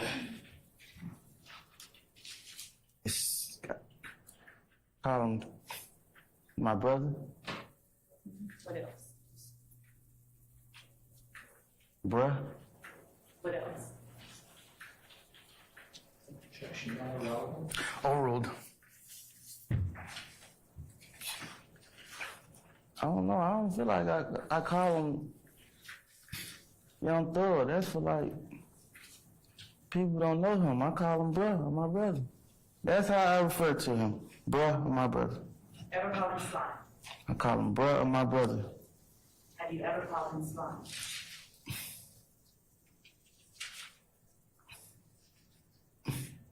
I probably have.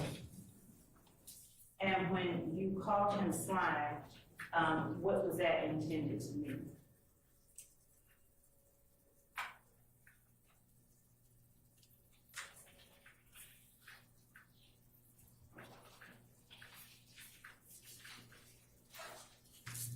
It was basically short for what his record label stood for, or what his, yeah, that's my answer. If you were one of the founding members, why did you just refer to the record label as his record label? Because on paper, it's his record label. The groundwork is his. That's something he built. So on the date that State's Exhibit 10 Uniform Bravo, that Instagram post referring to you as one of the original founders, Yes. was anything built that day? I don't understand your question. You said just now, and I asked you why did you refer to the label as his record label? Do you acknowledge still today that you're one of the founders of Young Slime Life? Yes. And if you're one of the founders of Young Slime Life, what does that mean if it doesn't mean it's yours too? I don't know. I can't, I don't know. Did you all incorporate the name in 2013 or 2014? Did you start with 2013? Did you incorporate the name Young Slime Life as a record label? I didn't.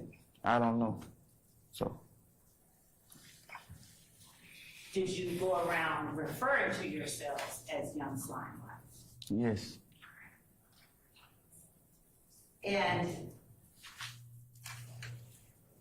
why is it that you aren't able to tell the jury anything about what happened to a record label? Do you even know if a record label was ever incorporated entitled Young Slime Life?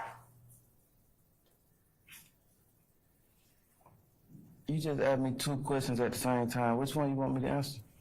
the one that says, do you know if a record label was ever incorporated entitled Young Slime Mike? I don't know.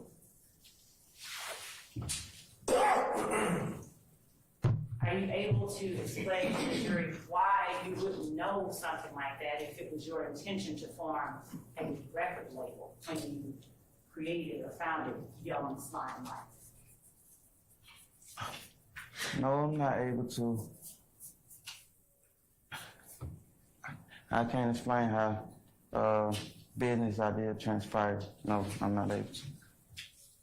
What were your contributions to Young Slime Mike as a founder?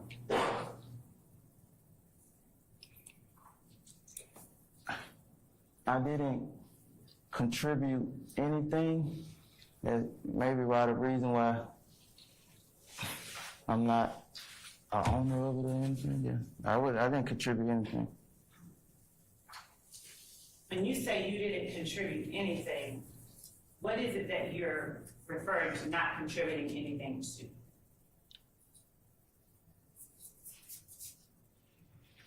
The question that you asked me, What did you not contribute anything to? the question that you asked me. Was it the record label belonging to Jeffery Williams that you did not Oh, contribute anything yes, to? yes. Is it fair to say that the record label that was incorporated is different than the gang that was started when you all created Young Slime Mike? Objection leading. I sustain the objection. You can rephrase. Would you explain to the jury the difference or the distinction between Jeffery Williams' record label and the gang Young Slime Mike?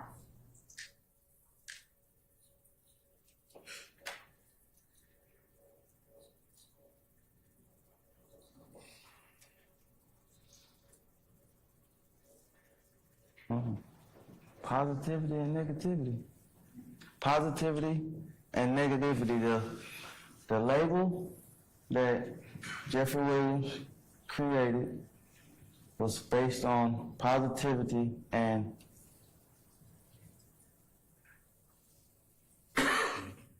the gang was negative. And did the gang precede, did you all form it before Jeffery Williams started his record label?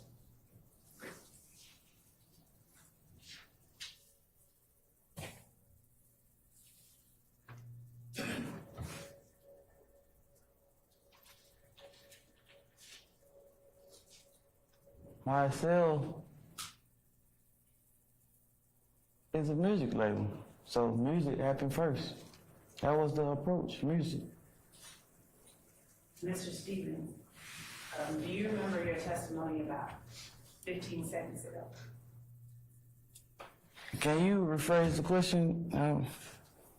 It kind of, I answered the best to my ability. Which question do you want me to rephrase? What you asking me? It's an improper question, Your Honor. As the district attorney just asked questions, not asked questions. I don't need your help, Mr. Steele, okay? All right. I don't need your help. You need to give me a basis for the objection, okay? That's all I need from you. Improper way to ask a witness question. Improper foundation? Foundation and form. Okay. I'll sustain as the form of the question. You can rephrase, madam. Your Honor, the witness asked a question Madam, for clarity. same thing, okay? Look, just What? rephrase the question, okay? Yes, sir. All right. What is it that you need me to ask again, Mr. Stevens?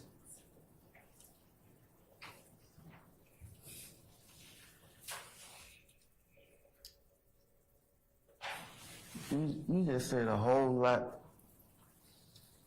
So, whatever you feel like that you didn't get my answer to, I feel like I answered your question to the best of my ability. So, if you...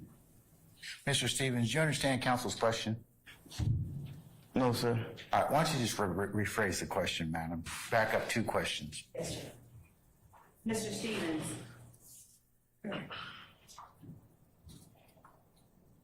do you recall me asking you what your contributions to Young Slime Life were? Yes. And do you recall referring to his record label? Yes. Do you recall my asking you why you referred to his record label?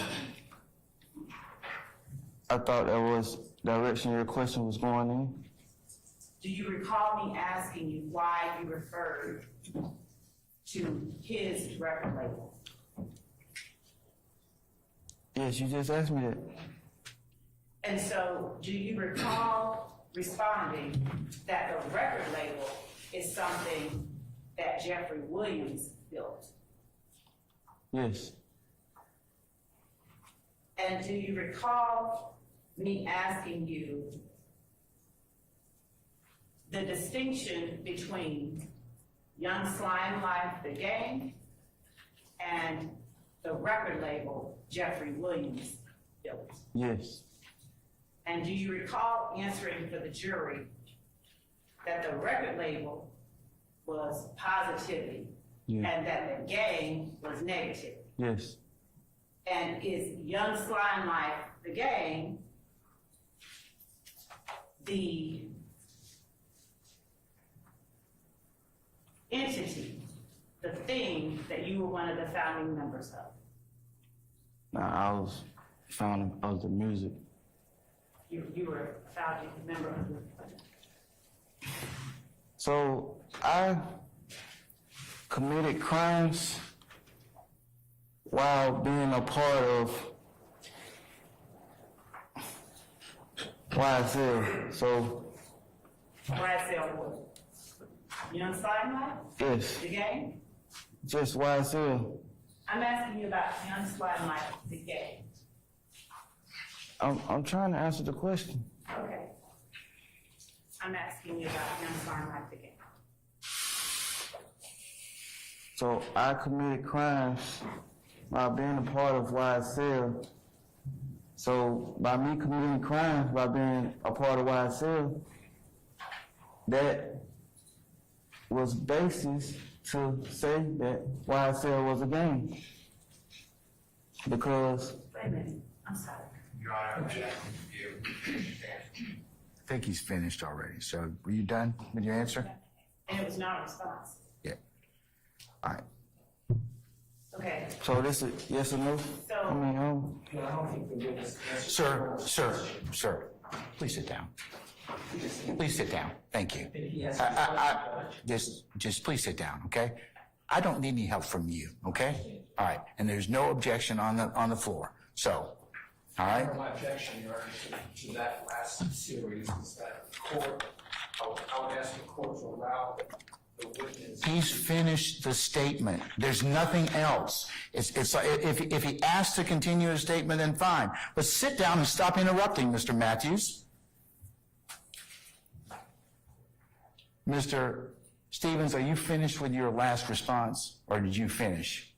Was there anything else you were going to say? but I lost my train of thoughts, Your Honor. But I mean, she can continue. No. If you weren't finished, we'll let you finish that statement if you wish to. But you have to. I don't wish to. All right. When you trail off, what happens is that the examiner thinks that you're done. Okay. Yes, sir. And that's causing a little bit of confusion because the folks out here think you want to say more things. So if you have more things to say, just go ahead and just continue to talk. Okay. Yes, sir. I'm trying to my best to And complete your answer. Yes, sir. Fair enough? Yes, sir, Your Honor. Okay. All right.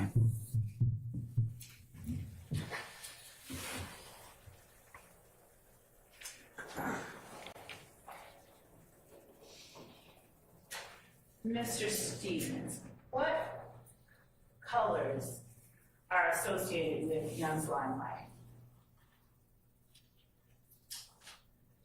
The gang.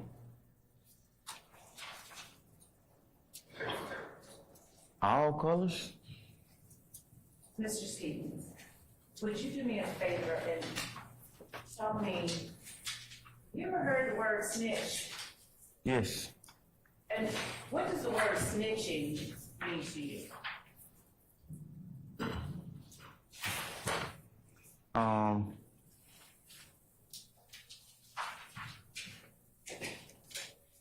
excuse me, Miss Lowe. Madam in the black, get rid of your gum. Remove yourself from my courtroom and get rid of your gum. In the earrings, you, yes, you, get rid of your gum. I apologize, Miss Lowe.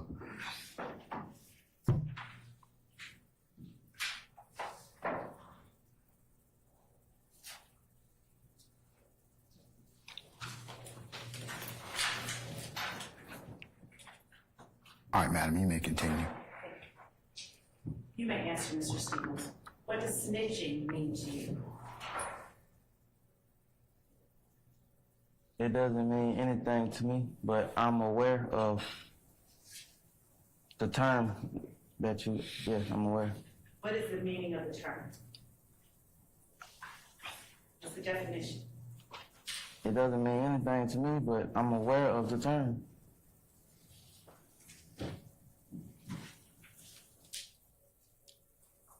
How are you aware of the term? I've heard the term. How do you understand the term to be used?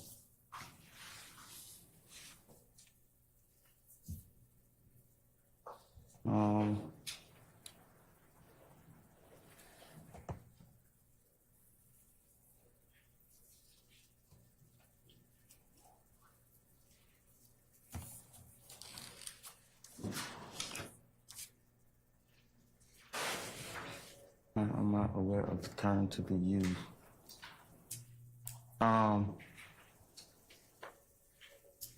Yeah, indicating that a person is Yeah, I'm gonna cut off. a law enforcement or something. Indicating that a person is law enforcement or some nature. So are you able to use snitching in a sentence? Yes, Please use it the way you understand it to be properly used in a sentence. I heard someone is a snitch. And please explain how, in that sentence, snitch refers to law enforcement.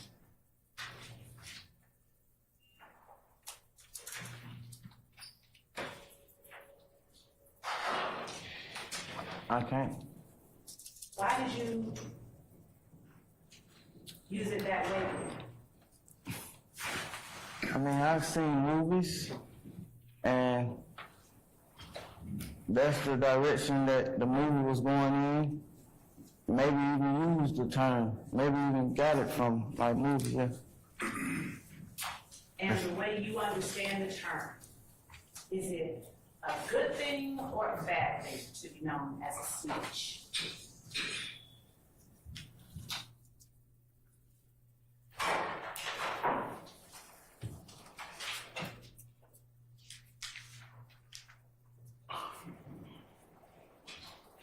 I really don't fully understand the term. Miss Love, this might be a stopping point at this point in time, okay? Yes, sir. Given it's pretty close to noon, all right? But thank you. All right.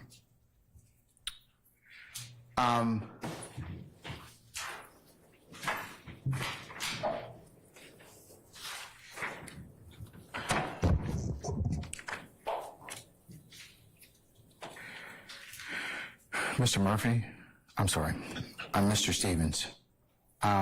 We're going to stop the examination for today. I'm going to ask you to come back, not tomorrow, but Monday morning at 9 o'clock. In case you need to be here by about 8:45, okay? Yes, sir. All right. And don't discuss your testimony with anybody except the attorney's independency, okay? And I'll just remind you, you're under oath at this point in time, okay? Yes, sir. All right, thank you, sir. I'm going to excuse you at this point, okay? All right. All right, thank you.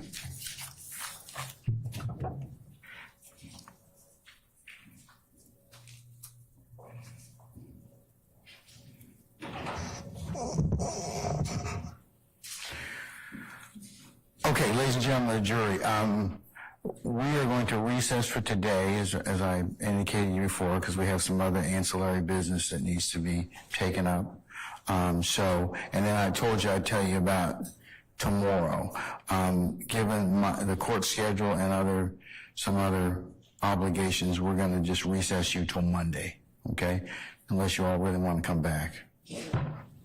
Hearing no objection, I think that motion will carry, and we will go ahead and have you come back on Monday, and that will be Monday, January the 8th. Now, for next week, I'm going to tell you that we're going to work the 8th or the 11th. On the 12th, that'll be next Friday, have another matter that does not concern anybody here in this courtroom. I'm going to take that up on the 12th, so you'll basically get next Friday, the 12th, is an administrative day. Consistent with my earlier indications to you, remember that January the 15th is the official observance of the King holiday. So we will not be here. We will not be here through that Friday the 19th, and then we'll pick up on a regular schedule starting on the 22nd of January. That's Monday. All right, so, but for the short term, come back on Monday. We'll work till Thursday. We should have regular days on those days. And then that Friday, the next Friday, you will be down while we take up some other matters, all right? All right. Ladies and gentlemen, do you have any ministerial inquiry of me at this point in time? Any? Monday meet 8:30. Say again? Does Monday meet 8:30? Yes, if you could arrive by 8:30 and we'll get started as close to 9 or as you well know at this point in time, given I gotta account for a lot of folks and take up a lot of things. So yes, you are correct. So you just arrive here 8:30ish and you can have your first of many, I'm sure, cups of coffee and get settled, okay? All right, so remember, since we're not going to be here till Monday, let's go through a couple of the ad nauseum admonitions. Remember, leave your notepads in the basket from today, and we'll give them back to you on Monday. If take one of your stickers and place it in your pocket, your wallet or your purse or whatever it is that you're carrying with you so you can have that for Monday. Remember that as you leave here from us, you're not to discuss anything that you have heard thus far in groups of ones and twos, collectively, or any other places. And remember, you're not to do any research, you're not going to buy any scenes that are depicted or maybe discussed. And you're not to let any persons discuss anything in your presence or hearing about this case. Remember, I told you that because of the interest, there may be people that may be tempted to reach out to you. There may be people that may want to discuss the matter in your presence and hearing. Of course, you know that would not be permissible, and that if anybody tries to approach you, contact you, or otherwise, that you would need to let Sergeant Ingram and myself know immediately. Okay? All right. But ladies and gentlemen, we thank you on behalf of everyone here for adhering to those admonitions, and we appreciate your patience and attention that you're continuing to give to this particular matter, and we'll continue to give to it. So, ladies and gentlemen, unless you have any other ministerial inquiry of me, I'm going to recess you formally until Monday morning at 8:30. We'll get started somewhere between 9 and 9:30 on Monday, okay? All right, unless you have anything else. All right, we're in recess. All rise.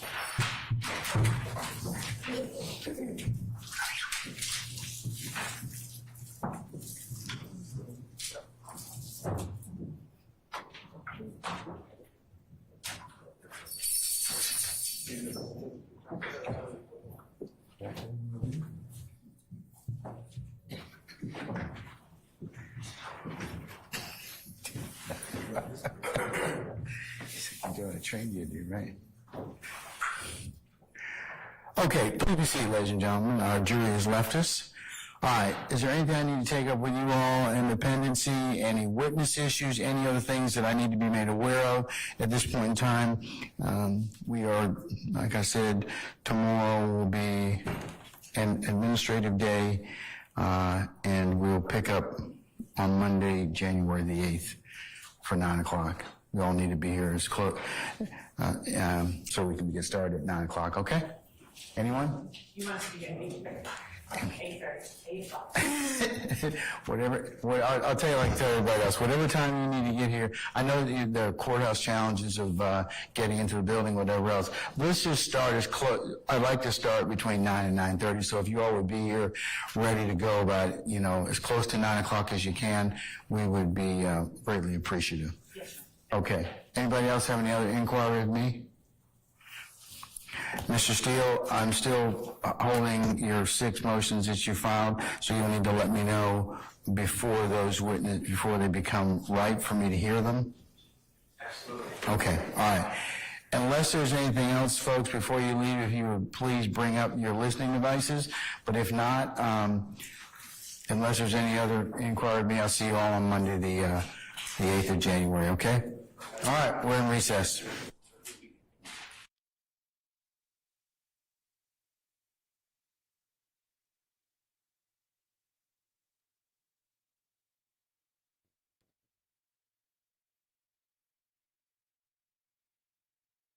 Statement number 12 under defendant's factual acknowledgments. Would you please read statement number 12? The gas station at 151 Cleveland Avenue is a location where YSL associates sell drugs. Are your initials next to statement number 12? Yes. Did anyone force you to put your initials there? No. Is the date that you signed state 16 uniform the very first time anyone spoke with you about? Good morning again, Mr. Stevens. Morning. On your break when the court recessed us, did you take state exhibit 16 uniform with you? Yes. Is there, why? It was just stacked up on my papers. It was intentionally. Did you read over it while you No. got over it? And did anyone from the state attempt to talk with you? No. And did you speak with anyone else? No. All right, then I'm going to give you 16 uniform now, okay? And if you would turn to page 4 of 5.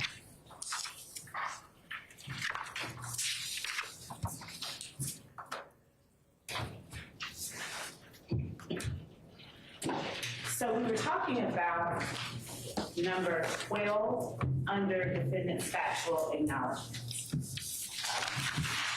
Did anyone force you to put your initials next to number 12? No.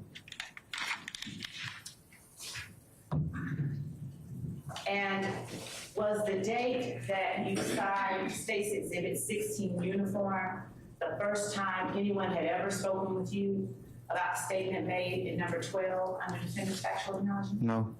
Okay, let's go to number 13. Would you please read for the jury State's 16 uniform at number 13 under defendant's factual acknowledgement? The gas station at 221 Cleveland Avenue is a location where YSL associates sell drugs. Are your initials next to number 13? Yes. Did anyone force you to put your initials next to them? No. And was the date that you signed State's Exhibit 16 uniform the very first time that anyone had ever spoken with you about the statement in number 13? No.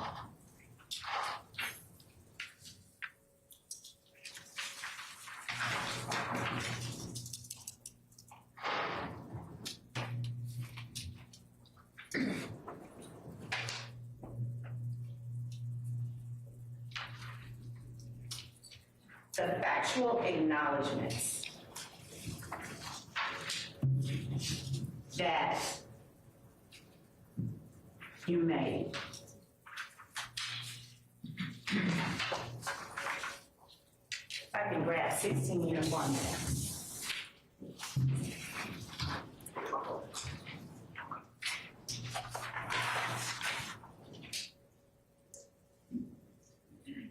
By putting your initials next to each sentence, what was it that you were meaning to convey to anybody reading this document?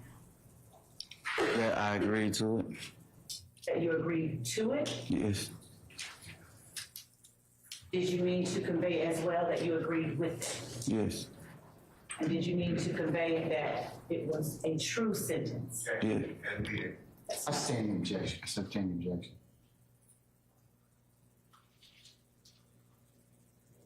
by putting your initials next to each sentence, were you or was that any kind of acknowledgement that that sentence was in fact true? Yes. And is there any statement in defendant's factual acknowledgments that you put your initial next to that you are now saying was not true? No. And so, did you have an opportunity to speak with your lawyer about these statements before you got into court and signed the document that is stated Exhibit 16 uniform? Yes. And did you have an opportunity to tell your lawyer, or even the state, about any corrections that needed to be made? Yes. And did you instruct your lawyer or the state, either one, to make any corrections to defendant's factual acknowledgments? No. Did you believe or did you understand that the ability to do that, did you think that it had any kind of consequences? Like, did you? Objection, Your Honor, ambiguous. Overruled. No.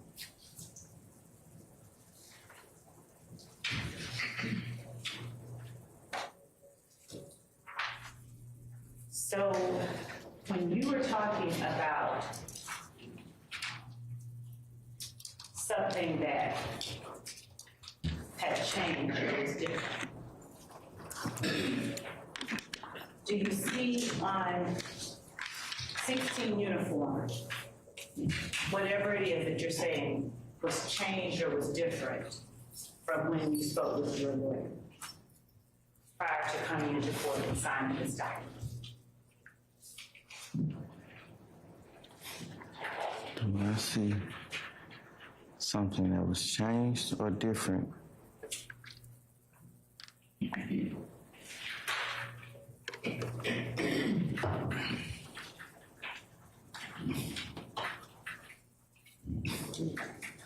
That was my first time seeing the initial document with my eyes and physically. When you say the initial document, what are you referring to? That document? Physically. Yes. And what, for you here testifying today, what significance does that fact have on your signature on this document? I didn't make any, I wasn't making none of it. I just answered the question. I didn't hear you. I was just answering the question. I wasn't saying any significance to it. Was there any reason that you said that when you signed this document, it was the first time you saw this document? Any reason for the jury? Yes, with the question that you asked me. It went with the question that you asked me. Okay. So, was the question that I was asking at the time dealing with persuading you or anyone persuading you to sign this document? I'm talking about the question you just asked me before the last question. That's the question that me saying that went with. And just for clarity and the purpose of the record, what question is that?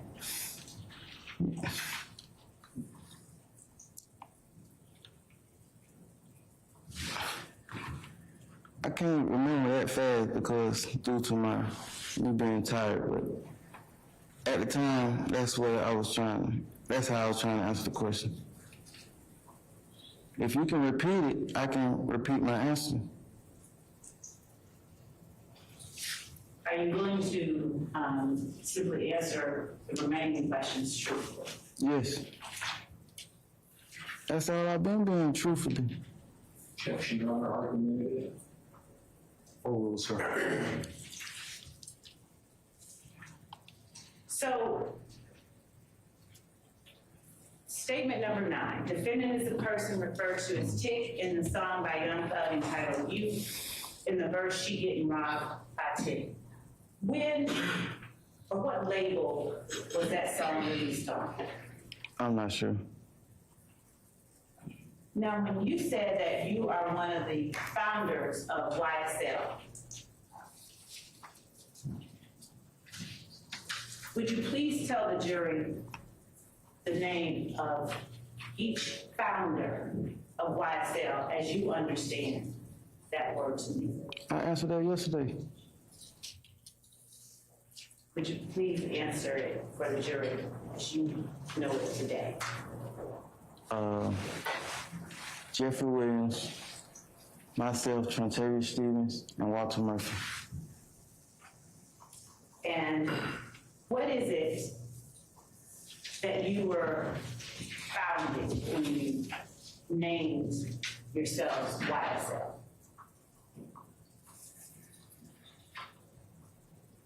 At the time, it was a possible. It was what now? At the time, it was a possible record label because at the time, they didn't even know the music was gonna reach the heights that the music reached. Who is they when you say at the time they didn't really know? I didn't say they. Okay, I didn't hear. I said at the time, man. Yeah, I said at the time, we didn't know the heights that the music was gonna reach. Okay. So it was a record label at the time you formed. Yeah, I'm sorry, it ain't you, it's me, I'm tired. I'm sorry. You know. No, I'm good, I can maintain. Now, I can manage, I maintain. when you founded this record label, do you remember where you were when you all came up with the name? I don't recall. And when you founded Young Slime Life along with Jeffery Williams, is that what you call Mr. Williams? Jeffery Williams? That's his name. I understand. What do you call it? It's, call him my brother, What else? bruh. What else? Objection, not relevant. Overruled. I don't know, I don't feel like I call him Young Thug. That's for like, people who don't know him. I call him bruh, or my brother. That's how I refer to him, bruh, or my brother. Ever call him Slime? I call him bruh, or my brother. Have you ever called him Slime?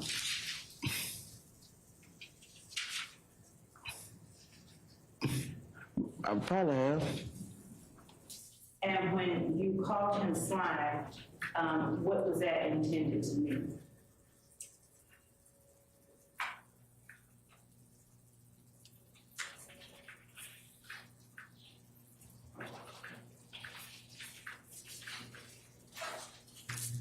It was basically short for what his record label stood for, or what his, yeah, that's my answer.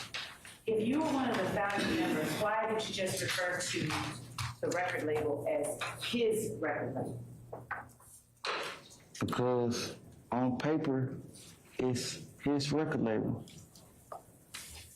The groundwork is his. That's something he built. So on the date that State's Exhibit 10 Uniform Bravo, that Instagram post referring to you as one of the original founders, Yes. was anything built that day? I don't understand your question. You said just now, when I asked you why did you refer to the label as his record label, do you acknowledge still today that you're one of the founders of Young Slime Life? Yes. And if you're one of the founders of Young Slime Life, what does that mean if it doesn't mean it's yours too? I don't know. I can't, I don't know. All right, we're going to jump out of that real quickly. In case you're just joining us here on Law and Crime, court has officially recessed for the day, and the direct for Trontavia Stevens will pick up Monday at 9 a.m. But don't go anywhere, because we're going to finish and listen to more testimony from co-defendant Trontavia Stevens in this young thug trial. By the way, the longest trial in Georgia history. Keep it right here on Law and Crime. We'll be right back.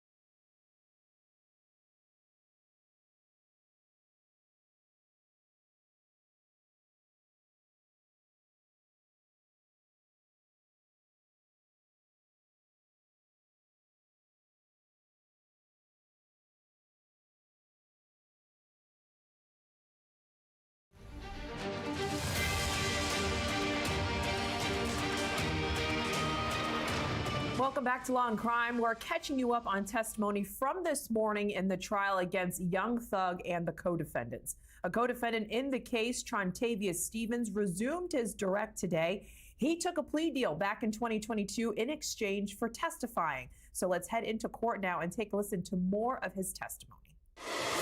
Did you all incorporate the name in 2013 or 2014? Did you start with 2013? Did you incorporate the name Young Slime Life as a record label?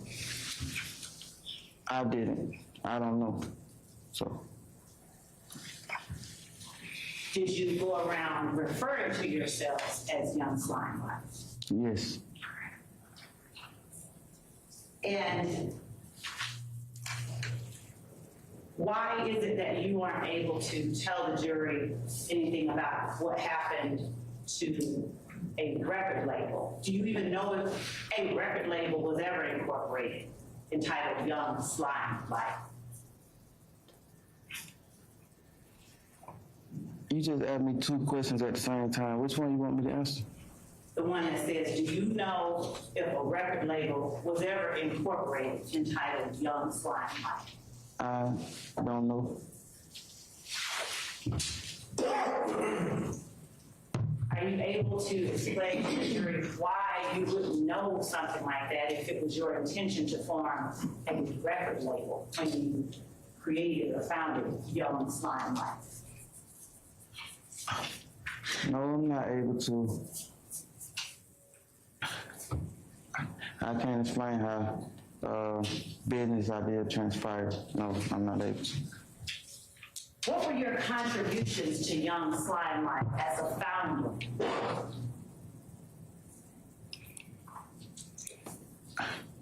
I didn't contribute anything.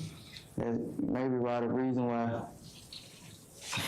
I'm not an owner of it or anything. Yeah, I didn't contribute anything. When you say you didn't contribute anything, what is it that you're referring to not contributing anything to?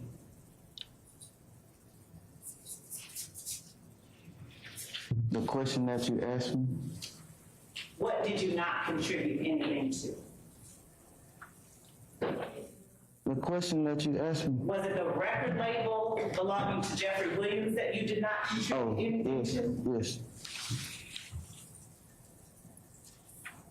Is it fair to say that the record label that was incorporated is different than the gang that was started when you all created Young Slime Life? Objection, meeting.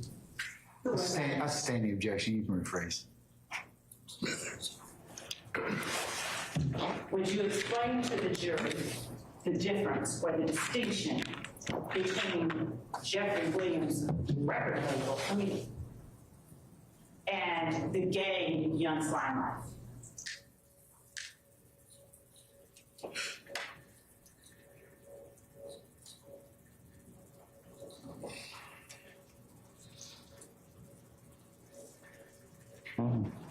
Positivity and negativity.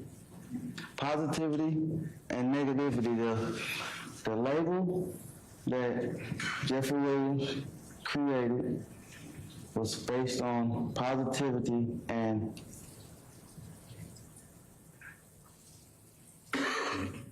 the gang was negative. And did the gang precede, did you all form it before Jeffery Williams started his record label?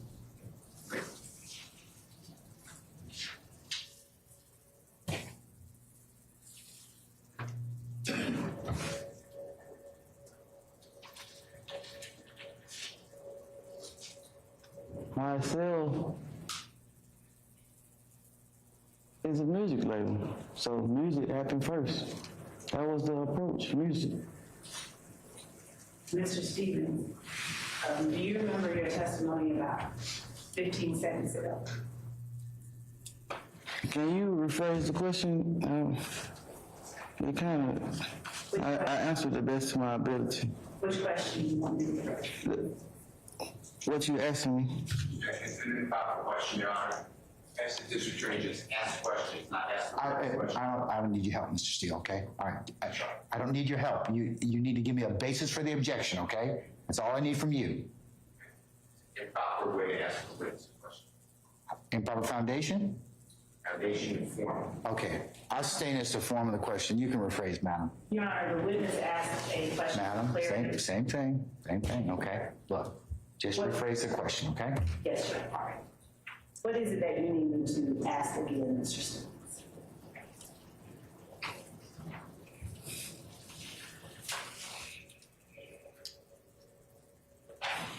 You just said a whole lot. So, whatever you feel like that you didn't get my answer to, I feel like I answered your question to the best of my ability. So, if you... Mr. Stevens, do you understand counsel's question? No, sir. All right, why don't you just rephrase the question, madam? Back up 2 questions. Yes, sir. Mr. Stevens,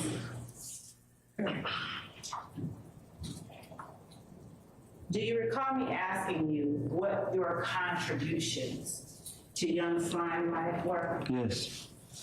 And do you recall referring to his record label? Yes. Do you recall my asking you why you referred to his record label? I thought that was the direction your question was going in. Do you recall me asking you why you referred to his record label? Yes, you just asked me that. And so, do you recall responding that the record label is something that Jeffery Williams built? Yes. And do you recall me asking you the distinction between Young Slime Life, the gang, and the record label Jeffery Williams built? Yes. And do you recall answering for the jury that the record label was positivity and that the gang was negative? Yes. And is Young Slime Life, the gang, the entity, the thing that you were one of the founding members of? I was the music. You were a founding member of the... So I committed crimes while being a part of YSL. So YSL, Young Slime Life? yes, The gang? just YSL. I'm asking you about Young Slime Life, the gang. I'm trying to answer the question. Okay. I'm asking you about Young Slime Life, the gang. So I committed crimes while being a part of YSL. So by me committing crimes by being a part of YSL, that was basis to say that YSL was a gang. Because... Wait a minute, I'm sorry. Your Honor, I'm asking you to answer. I think he's finished already. So were you done with your answer? And it was not a response. Yeah. All right. Okay, so this is yes or no? So- I mean, I don't think the witness answered. Sir, please sit down. Please sit down. Thank you. He has Just please sit down, okay? I don't need any help from you, okay? All right, and there's no objection on the floor. So, all right? My objection, Your Honor, to that last series is that the court, I would ask the court to allow the witness. He's finished the statement. There's nothing else. It's like, if he asks to continue his statement, then fine. But sit down and stop interrupting, Mr. Matthews. Mr. Stevens, are you finished with your last response, or did you finish? Was there anything else you were going to say? but I lost my train of thoughts, Your Honor. But I mean, she can continue. No. If you weren't finished, we'll let you finish that statement if you wish to. but you have to. I don't wish to. All right, when you trail off, what happens is that the examiner thinks that you're done, okay? Yes, sir. And that's causing a little bit of confusion because the folks out here think you want to say more things. So if you have more things to say, just go ahead and just continue to talk, okay? Yes, sir. I'm trying to my best to be. And complete your answer. Yes, sir. Fair enough? Yes, sir, Your Honor. Okay, all right. All right, as you just saw, a lot going on in that Atlanta courtroom, but we do need to take a quick pause on that testimony to take another break. But please keep in mind that court wrapped up already for the day in this trial. Co-defendant Trontavious Stevens will continue his direct on Monday morning at 9 a.m. But after the break, there is more interesting testimony to take in from Stevens from today. We'll be right back with that.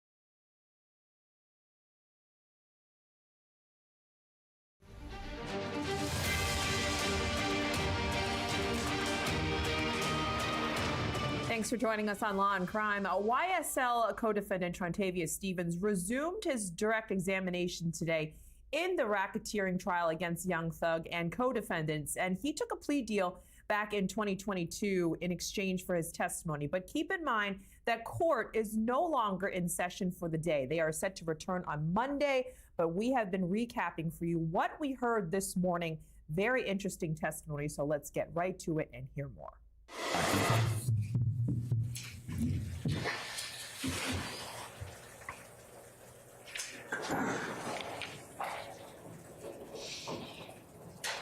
Mr. Stevens, what colors are associated with Young's limelight?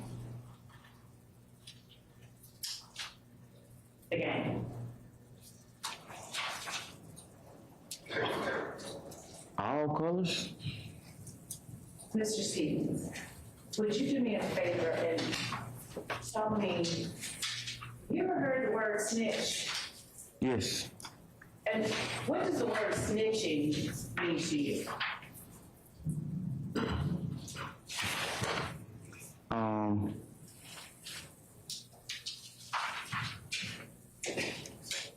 Excuse me, Miss Lowe. Madam in the black, get rid of your gum. Remove yourself from my courtroom and get rid of your gum. In the earrings, you, yes, you, get rid of your gum. I apologize, Miss Lowe.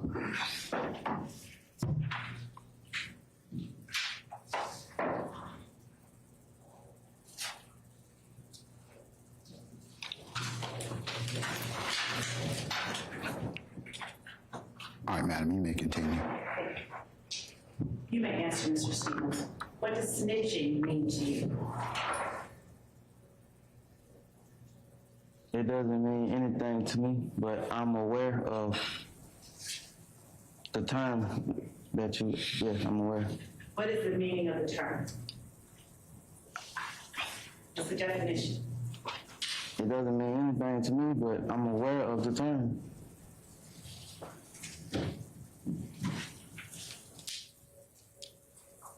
How are you aware of the term? I've heard the term. How do you understand the term to be used?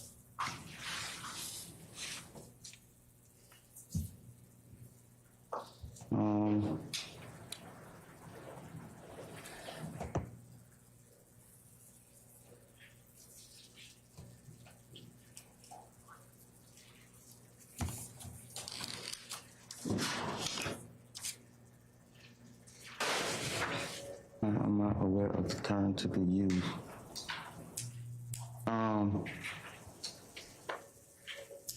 Yeah, indicating that a person is Yeah, I'm gonna cut off.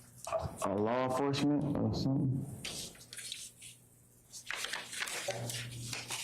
Indicating that a person is law enforcement or some nature.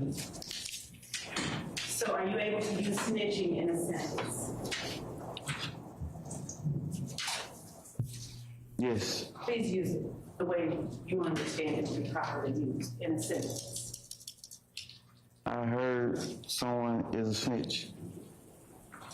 And please explain how, in that sentence, snitch refers to law enforcement.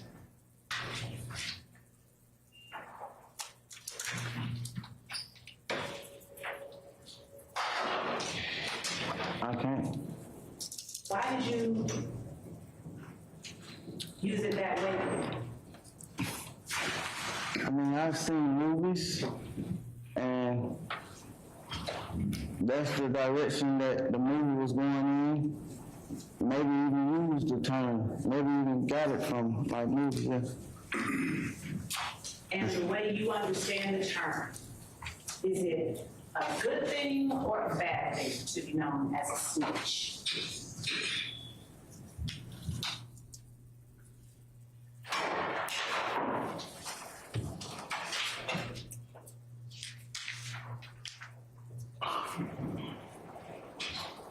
I really don't fully understand the term.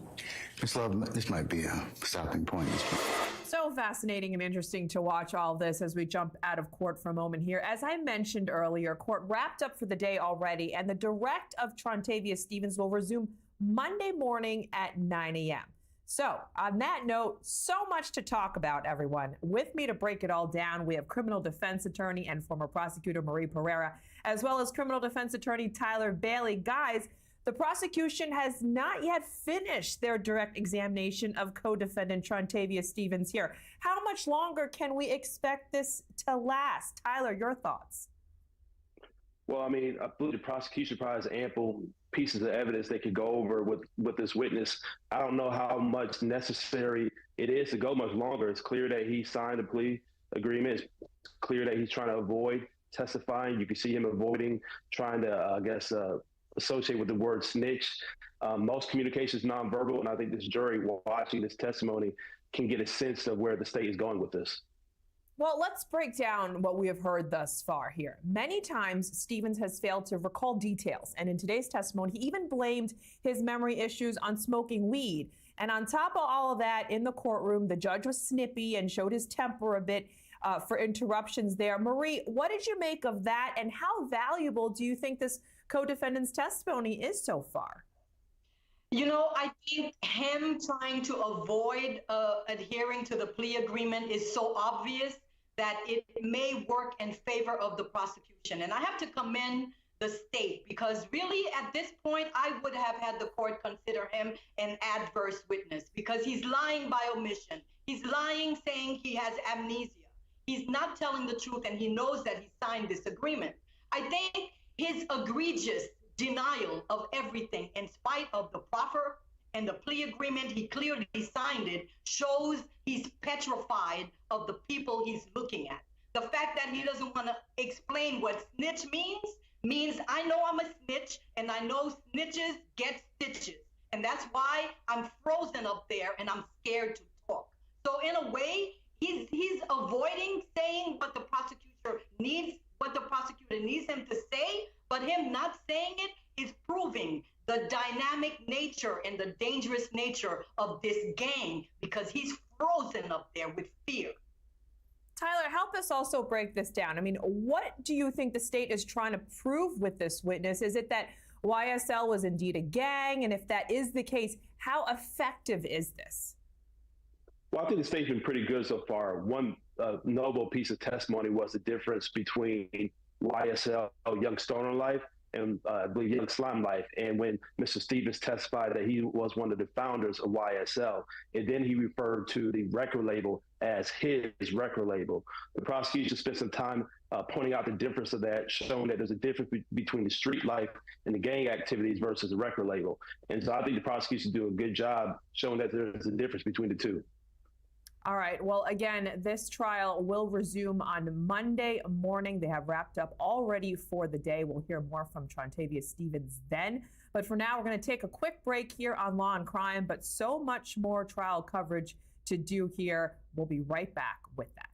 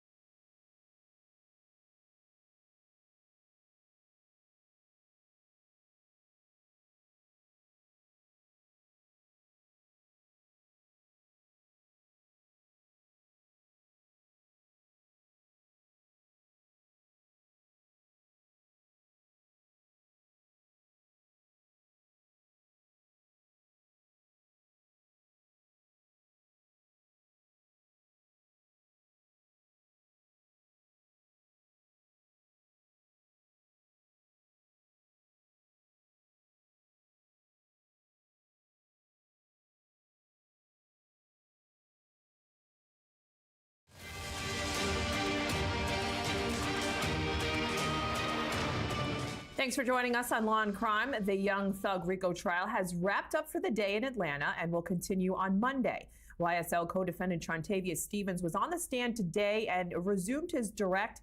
And keep in mind that he took a plea deal back in 2022 in exchange for his testimony. And with court wrapping up for the weekend, let's recap what we've heard so far from Stevens. So let's take a listen. Did you ever talk with members of Rock Crew about things that you all did that were not exactly legal? I don't recall. Can you I don't understand the question. Can you say it again?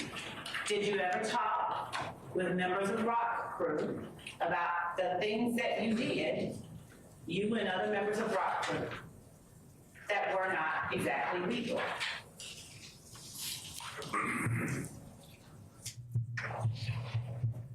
Yes. What types of things did you all talk about?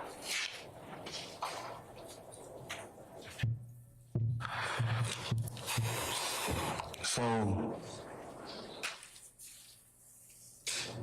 shooting dice wasn't technically illegal. We had conversations about the dice game after they was over with. Was shooting dice the only thing that was not legal that you all discussed that you all did? Again, that I can recall.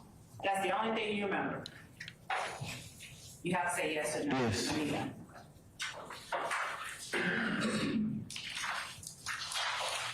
Do you recall whether members of Rock Crew stole ATM machines? I'm familiar with the allegations, yes. How are you familiar with the allegations? It was like worldwide televised. So, not worldwide, but it was like televised. So, I was in a juvenile detention facility when those allegations were like being thought about, being talked about. So, yes, I was familiar with it. Did you ever hear members of Rock Crew talking about it? Your Honor, no, it's not. All right, let me rule an objection. Objection to overruled, okay? So, yes, you may answer the question. Overruled, sir. So, I was in juvenile and other people who was coming in fresh from off the street was like mentioning, hey, they're saying that guys from the neighborhood are responsible for these. That's I'm not asking you that. I asked you a very, very specific question, so if you would please answer this question I'm asking you. Did you ever hear members of Rock Crew talking about the ATM thefts? Oh, no. Never. Me? No. Hold on, Mr. Steele. What's the answer? Tell the judge your answer. No. And did you ever discuss the ATM thefts with any members of Rock Crew? I don't recall. So back with me to dissect all of this, criminal defense attorney and former prosecutor Marie Pereira, as well as criminal defense attorney Tyler Bailey. Guys, Stevens is an alleged member of the YSL gang. Here he is testifying in his involvement in another gang, ROC. What's your takeaway from this, Tyler? Well, it just shows that he's involved he's in street life activities, street crime activities. He's testified that he's committed crimes. I think it just further bolsters the state's case in using him as a witness to corroborate that he's associated with YSL, he's associated with other street crews, and therefore Mr. Williams is also associated with them. Marie, you were starting to get into details before of Stevens' plea agreement in the last block. Can you break down some key points for us from that? As a prosecutor, when you have someone who you're willing to give a plea deal with, it's because that person agrees to testify against another person. You do get in bed with the devil, so to speak, because they have information that could help you prove the elements of your case because they were directly involved in it. So you bring him in through his lawyer and you all agree he's going to sign the plea agreement, and you find out what important things does he have to say to help you prove your case. And then you bring him in and you expect that you're going to question him along the lines of the element of your case, what you need to prove to charge this person or these people with the crime and be successful. And he now comes up here and he's acting like he don't know nothing. That is ridiculous. He then now, like I said, becomes an adverse witness because you brought him in to help your case, and then he's flipping the script on you and he's not helping at all. But like Tyler says, the fact that he's not cooperating is helping, actually, because it shows the extensive nature and the pervasiveness of Young Thug slime life, because they're controlling him. Somebody got to this guy. It's clear. And the jurors are going to look at that, and somehow it is going to help prosecution, even though this direct seems like a disaster. It is helping, at least for me right now, because it's ridiculous, the fear in this man right now. All right, Marie always speaks her mind, and there she goes again. All right, thank you so much, Tyler Bailey. We do have to sign you off this hour. Thank you so much for joining us. Great insight and analysis as always. Marie's going to stick around, but when we come back, much more to cover on this Young Thug RICO trial, as well as we're going to take a look at some other trials happening around the country. We'll be right back.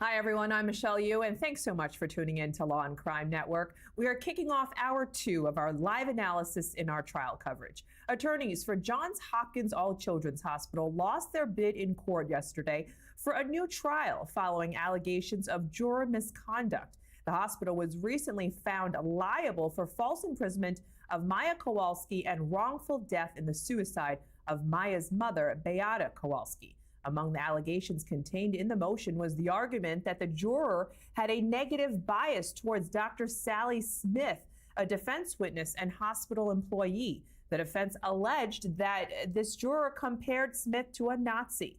Earlier this year, the Kowalski family sued the hospital, accusing them of medically kidnapping Maya Kowalski, who was hospitalized there due to a flare-up of a rare neurological disease.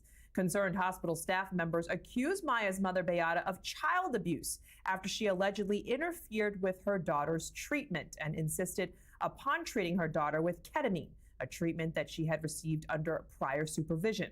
Now, the resulting abuse investigation led to Maya becoming a ward of the hospital, and after 87 days of separation from her daughter, Beata Kowalski committed suicide.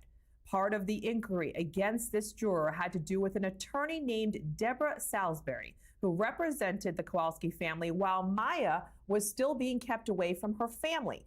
Let's now take a listen to that line of questioning. There was an allegation in the defendant's motion that somehow your current wife either was represented by an attorney by the name of Deborah Salisbury or was involved in a case that included Deborah Salisbury. My question to you is this. Back on September 14th, 2023, did you know who Deborah Salisbury was? No, I did not. When did you first learn, if at all, when or who Deborah Salisbury is? When something was filed by the defense attorneys. Has attorney Deborah Salisbury ever represented you? Never. And to the best of your knowledge, has attorney Deborah Salisbury ever represented your current wife? No, she has not. Have you ever been in any sort of proceeding where Deborah Salisbury was around, to your knowledge? Never. Were you able to follow that instruction throughout the entirety of the case until the time that you were discharged as a juror? Yes, I was. At any time until the time that you were discharged, right the day before Veterans Day or whatever day that was when we discharged you, at any time before that date, did you speak with anyone that would include your wife concerning anything having to do with this case? No, I did not. Now, the motion indicates that a person who appears to be your wife, and I'm assuming it is your wife, is that correct? Yes. Okay. Was following the trial on various social media platforms and on one day came to court.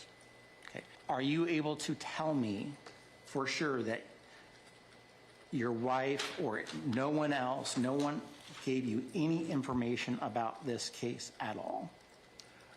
Yes, correct, Your Honor. No one, and I did not seek out any information on this case. Now, slightly different, did you obtain any information about this case from any source outside of the courtroom at any time before you were discharged as a juror? No, I did not, Your Honor. Let me ask you directly. There was an allegation that you may have gone online and looked at Dr. Kirkpatrick's website. Did you do that? No, I did not, Your Honor. Did you ever observe Dr. Kirkpatrick's website, even if you did not type out the information to drive the computer to his website? No, I did not, Your Honor. So you just saw that juror interview as I bring in my legal panel for this hour. Back with me, criminal defense attorney and former prosecutor Marie Pereira, and we also welcome criminal defense attorney Florina Altschiller. Ladies, What do you make of this questioning surrounding the possibility that the juror had interactions with the same attorney who represented the Kowalskis? I mean, does this help to prove that the juror could have sought information on this case prior to the trial? Florina, I'm going to start with you. So the allegation would suggest that there's bias by the juror, and if this is information that was not previously disclosed, it would be problematic. But the answers that this juror is giving to these questions suggest that, in fact, the allegations are not true, that he did not have contact with that attorney, did not look at the website, and there was nothing that he failed to disclose that he should have disclosed, at least from the information that we've learned so far. Marie, what do you conclude? I think I agree with Florina, but who knows if he's telling the truth with regards to, did you do a search? Did you talk about it? Did anyone bring it up to you? I don't think he's going to come up there knowing that he's in the hot seat because they're accusing him of not following judicial instructions, which in and of itself is a problem. Is he really going to come up there and turn himself in? I think for the things that Florina said, yes, because if he really didn't have any knowledge that his wife had contact with this attorney, and that's not true, I understand that part. But all the other things that cannot be proven 100%, he could be not telling the truth to save himself and embarrassment and everything else. Now, keep in mind, this juror was also questioned about his wife. She was in court for some of the trial, and questions surrounding she and her husband communicating during proceedings, they all came into play. So let's take a listen to that and then discuss. As I'm only have a handful of questions, I think, about October 30th when his wife was in the courtroom. It seems to me that if I was on a jury and my wife showed up in the courtroom, I'd be surprised. And so, I mean, did he have any conversations about her planning to attend before she did attend? And then I guess the next question has to be, did he actually see her in the courtroom sitting on what I'll call the plaintiff's side of the courtroom? Did that cause them to have any verbal or nonverbal communication with one another in the courtroom? Did they have lunch with one another that day? Did they have any discussion at all about her attendance at the court at the end of the day? And the only final question I would have would be whether or not he discussed anything about the testimony of Detective Graham, either before that testimony or afterwards. Your Honor, we object to all of these. We do not see the relevancy to them. The witnesses already testified that he did not have any communications with his wife about the trial. The court's order, none of the instructions said, and you have to remain mute to your spouse. You can have no conversations whatsoever. You can't even look at her, presumably is one of the questions in the courtroom, or shake your head or smile. And we believe that these questions are completely inappropriate and lead us nowhere towards what we understand the court's inquiry and what you're seeking here. Did you see your wife in court that day? No, I did not. Did you have any knowledge prior to October 30th that she was going to court? Yes. Okay. Tell me about that. She told me that morning that she wants to go and sit in court, and I said, fine with me, and that was the end of the conversation. Now, so you said you didn't see her in court? Because of my eyesight,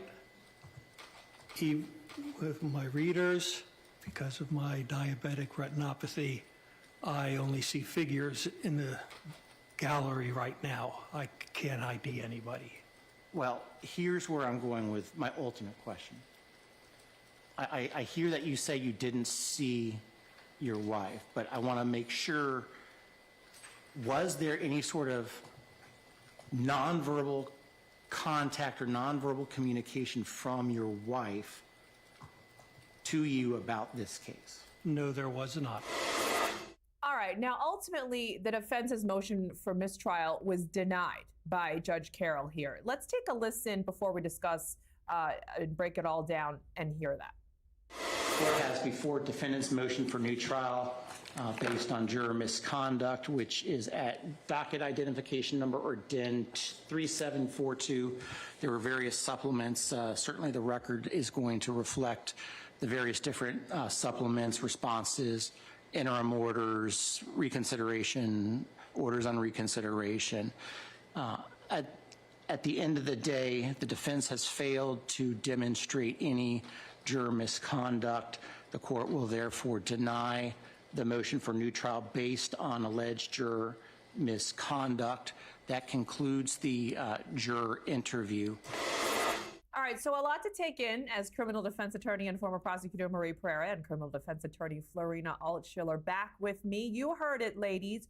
Judge Carroll denied the defense's motion for a new trial. So let's break down the defense's motion here. We just heard questioning surrounding the juror's wife being present in court during the trial. I mean, could there have been any possible way that this juror was communicating with his wife during the course of the proceedings, Florina?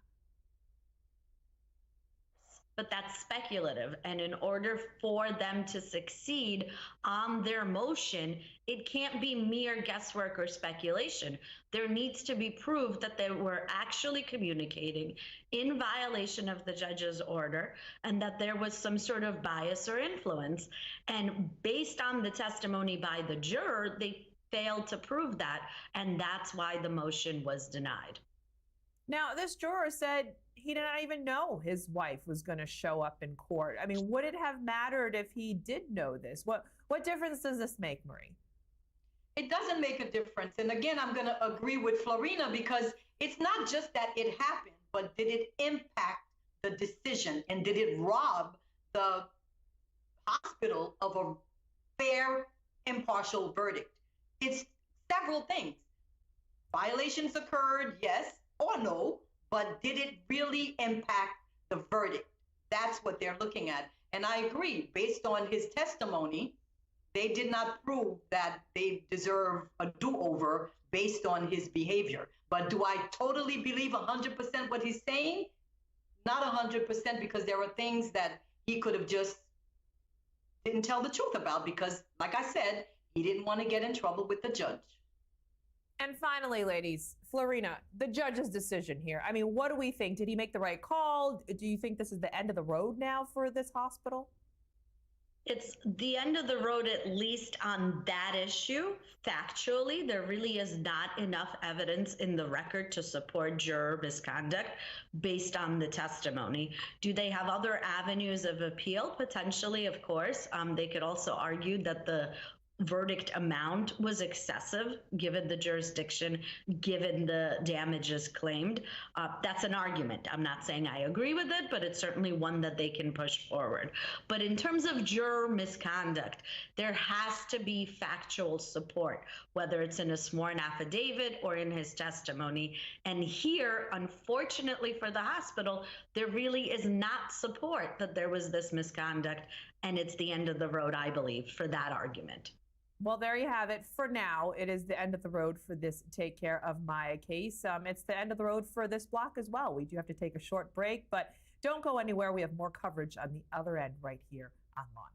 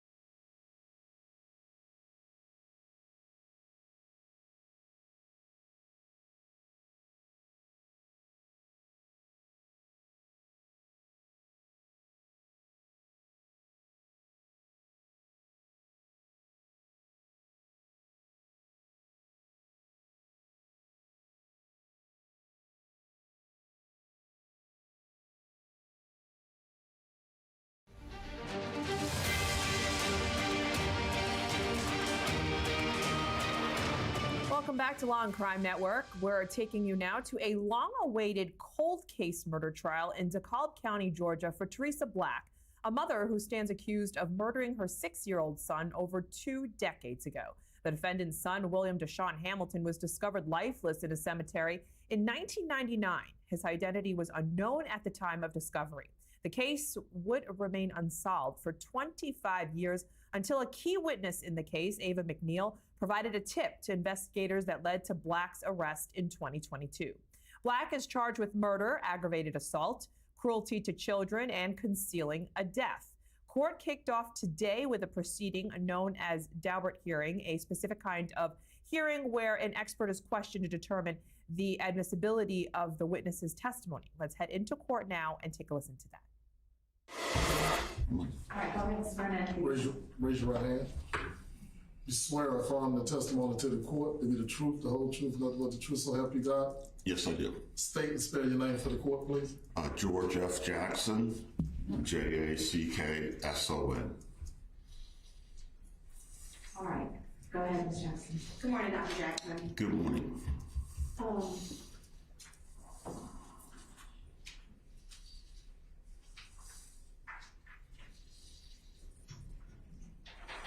Dr. Jackson, where are you currently employed? I am currently employed with the State of New Jersey Office of the State Chief Medical Examiner.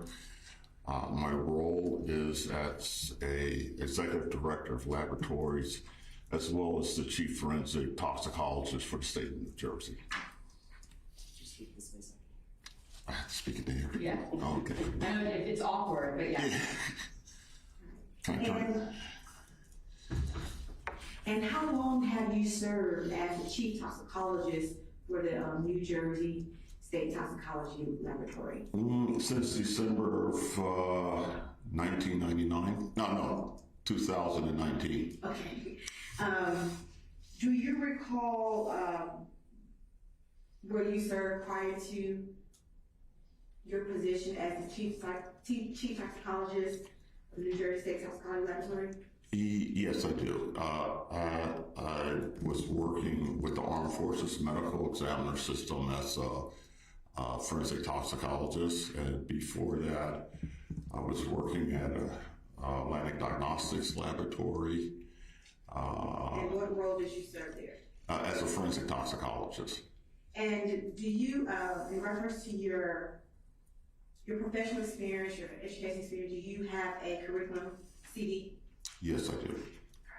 Got me our approach at this time? Yes. I want to show you, just for your own recollection, Thank you. copy of your CD. So you stated that you served in the Armed Forces as a medical examiner. How long did you serve the Armed Forces as a medical examiner, as a forensic toxicologist? Yes, I worked there from April 20th, 2014 to December of 2019. And were your duties essentially the same at the Armed Forces Medical Examiner Office as they are with the New Jersey State Toxicology Lab, minus the additional chief work? Yes. All right, and you also stated that you worked at the Atlantic Diagnostic Laboratory. Correct. And you served there as the Director of Forensic Toxicology. Is that essentially your role at the Atlantic Diagnostic Laboratory is essentially the same as your role at the Armed Forces Medical Examiner in the New Jersey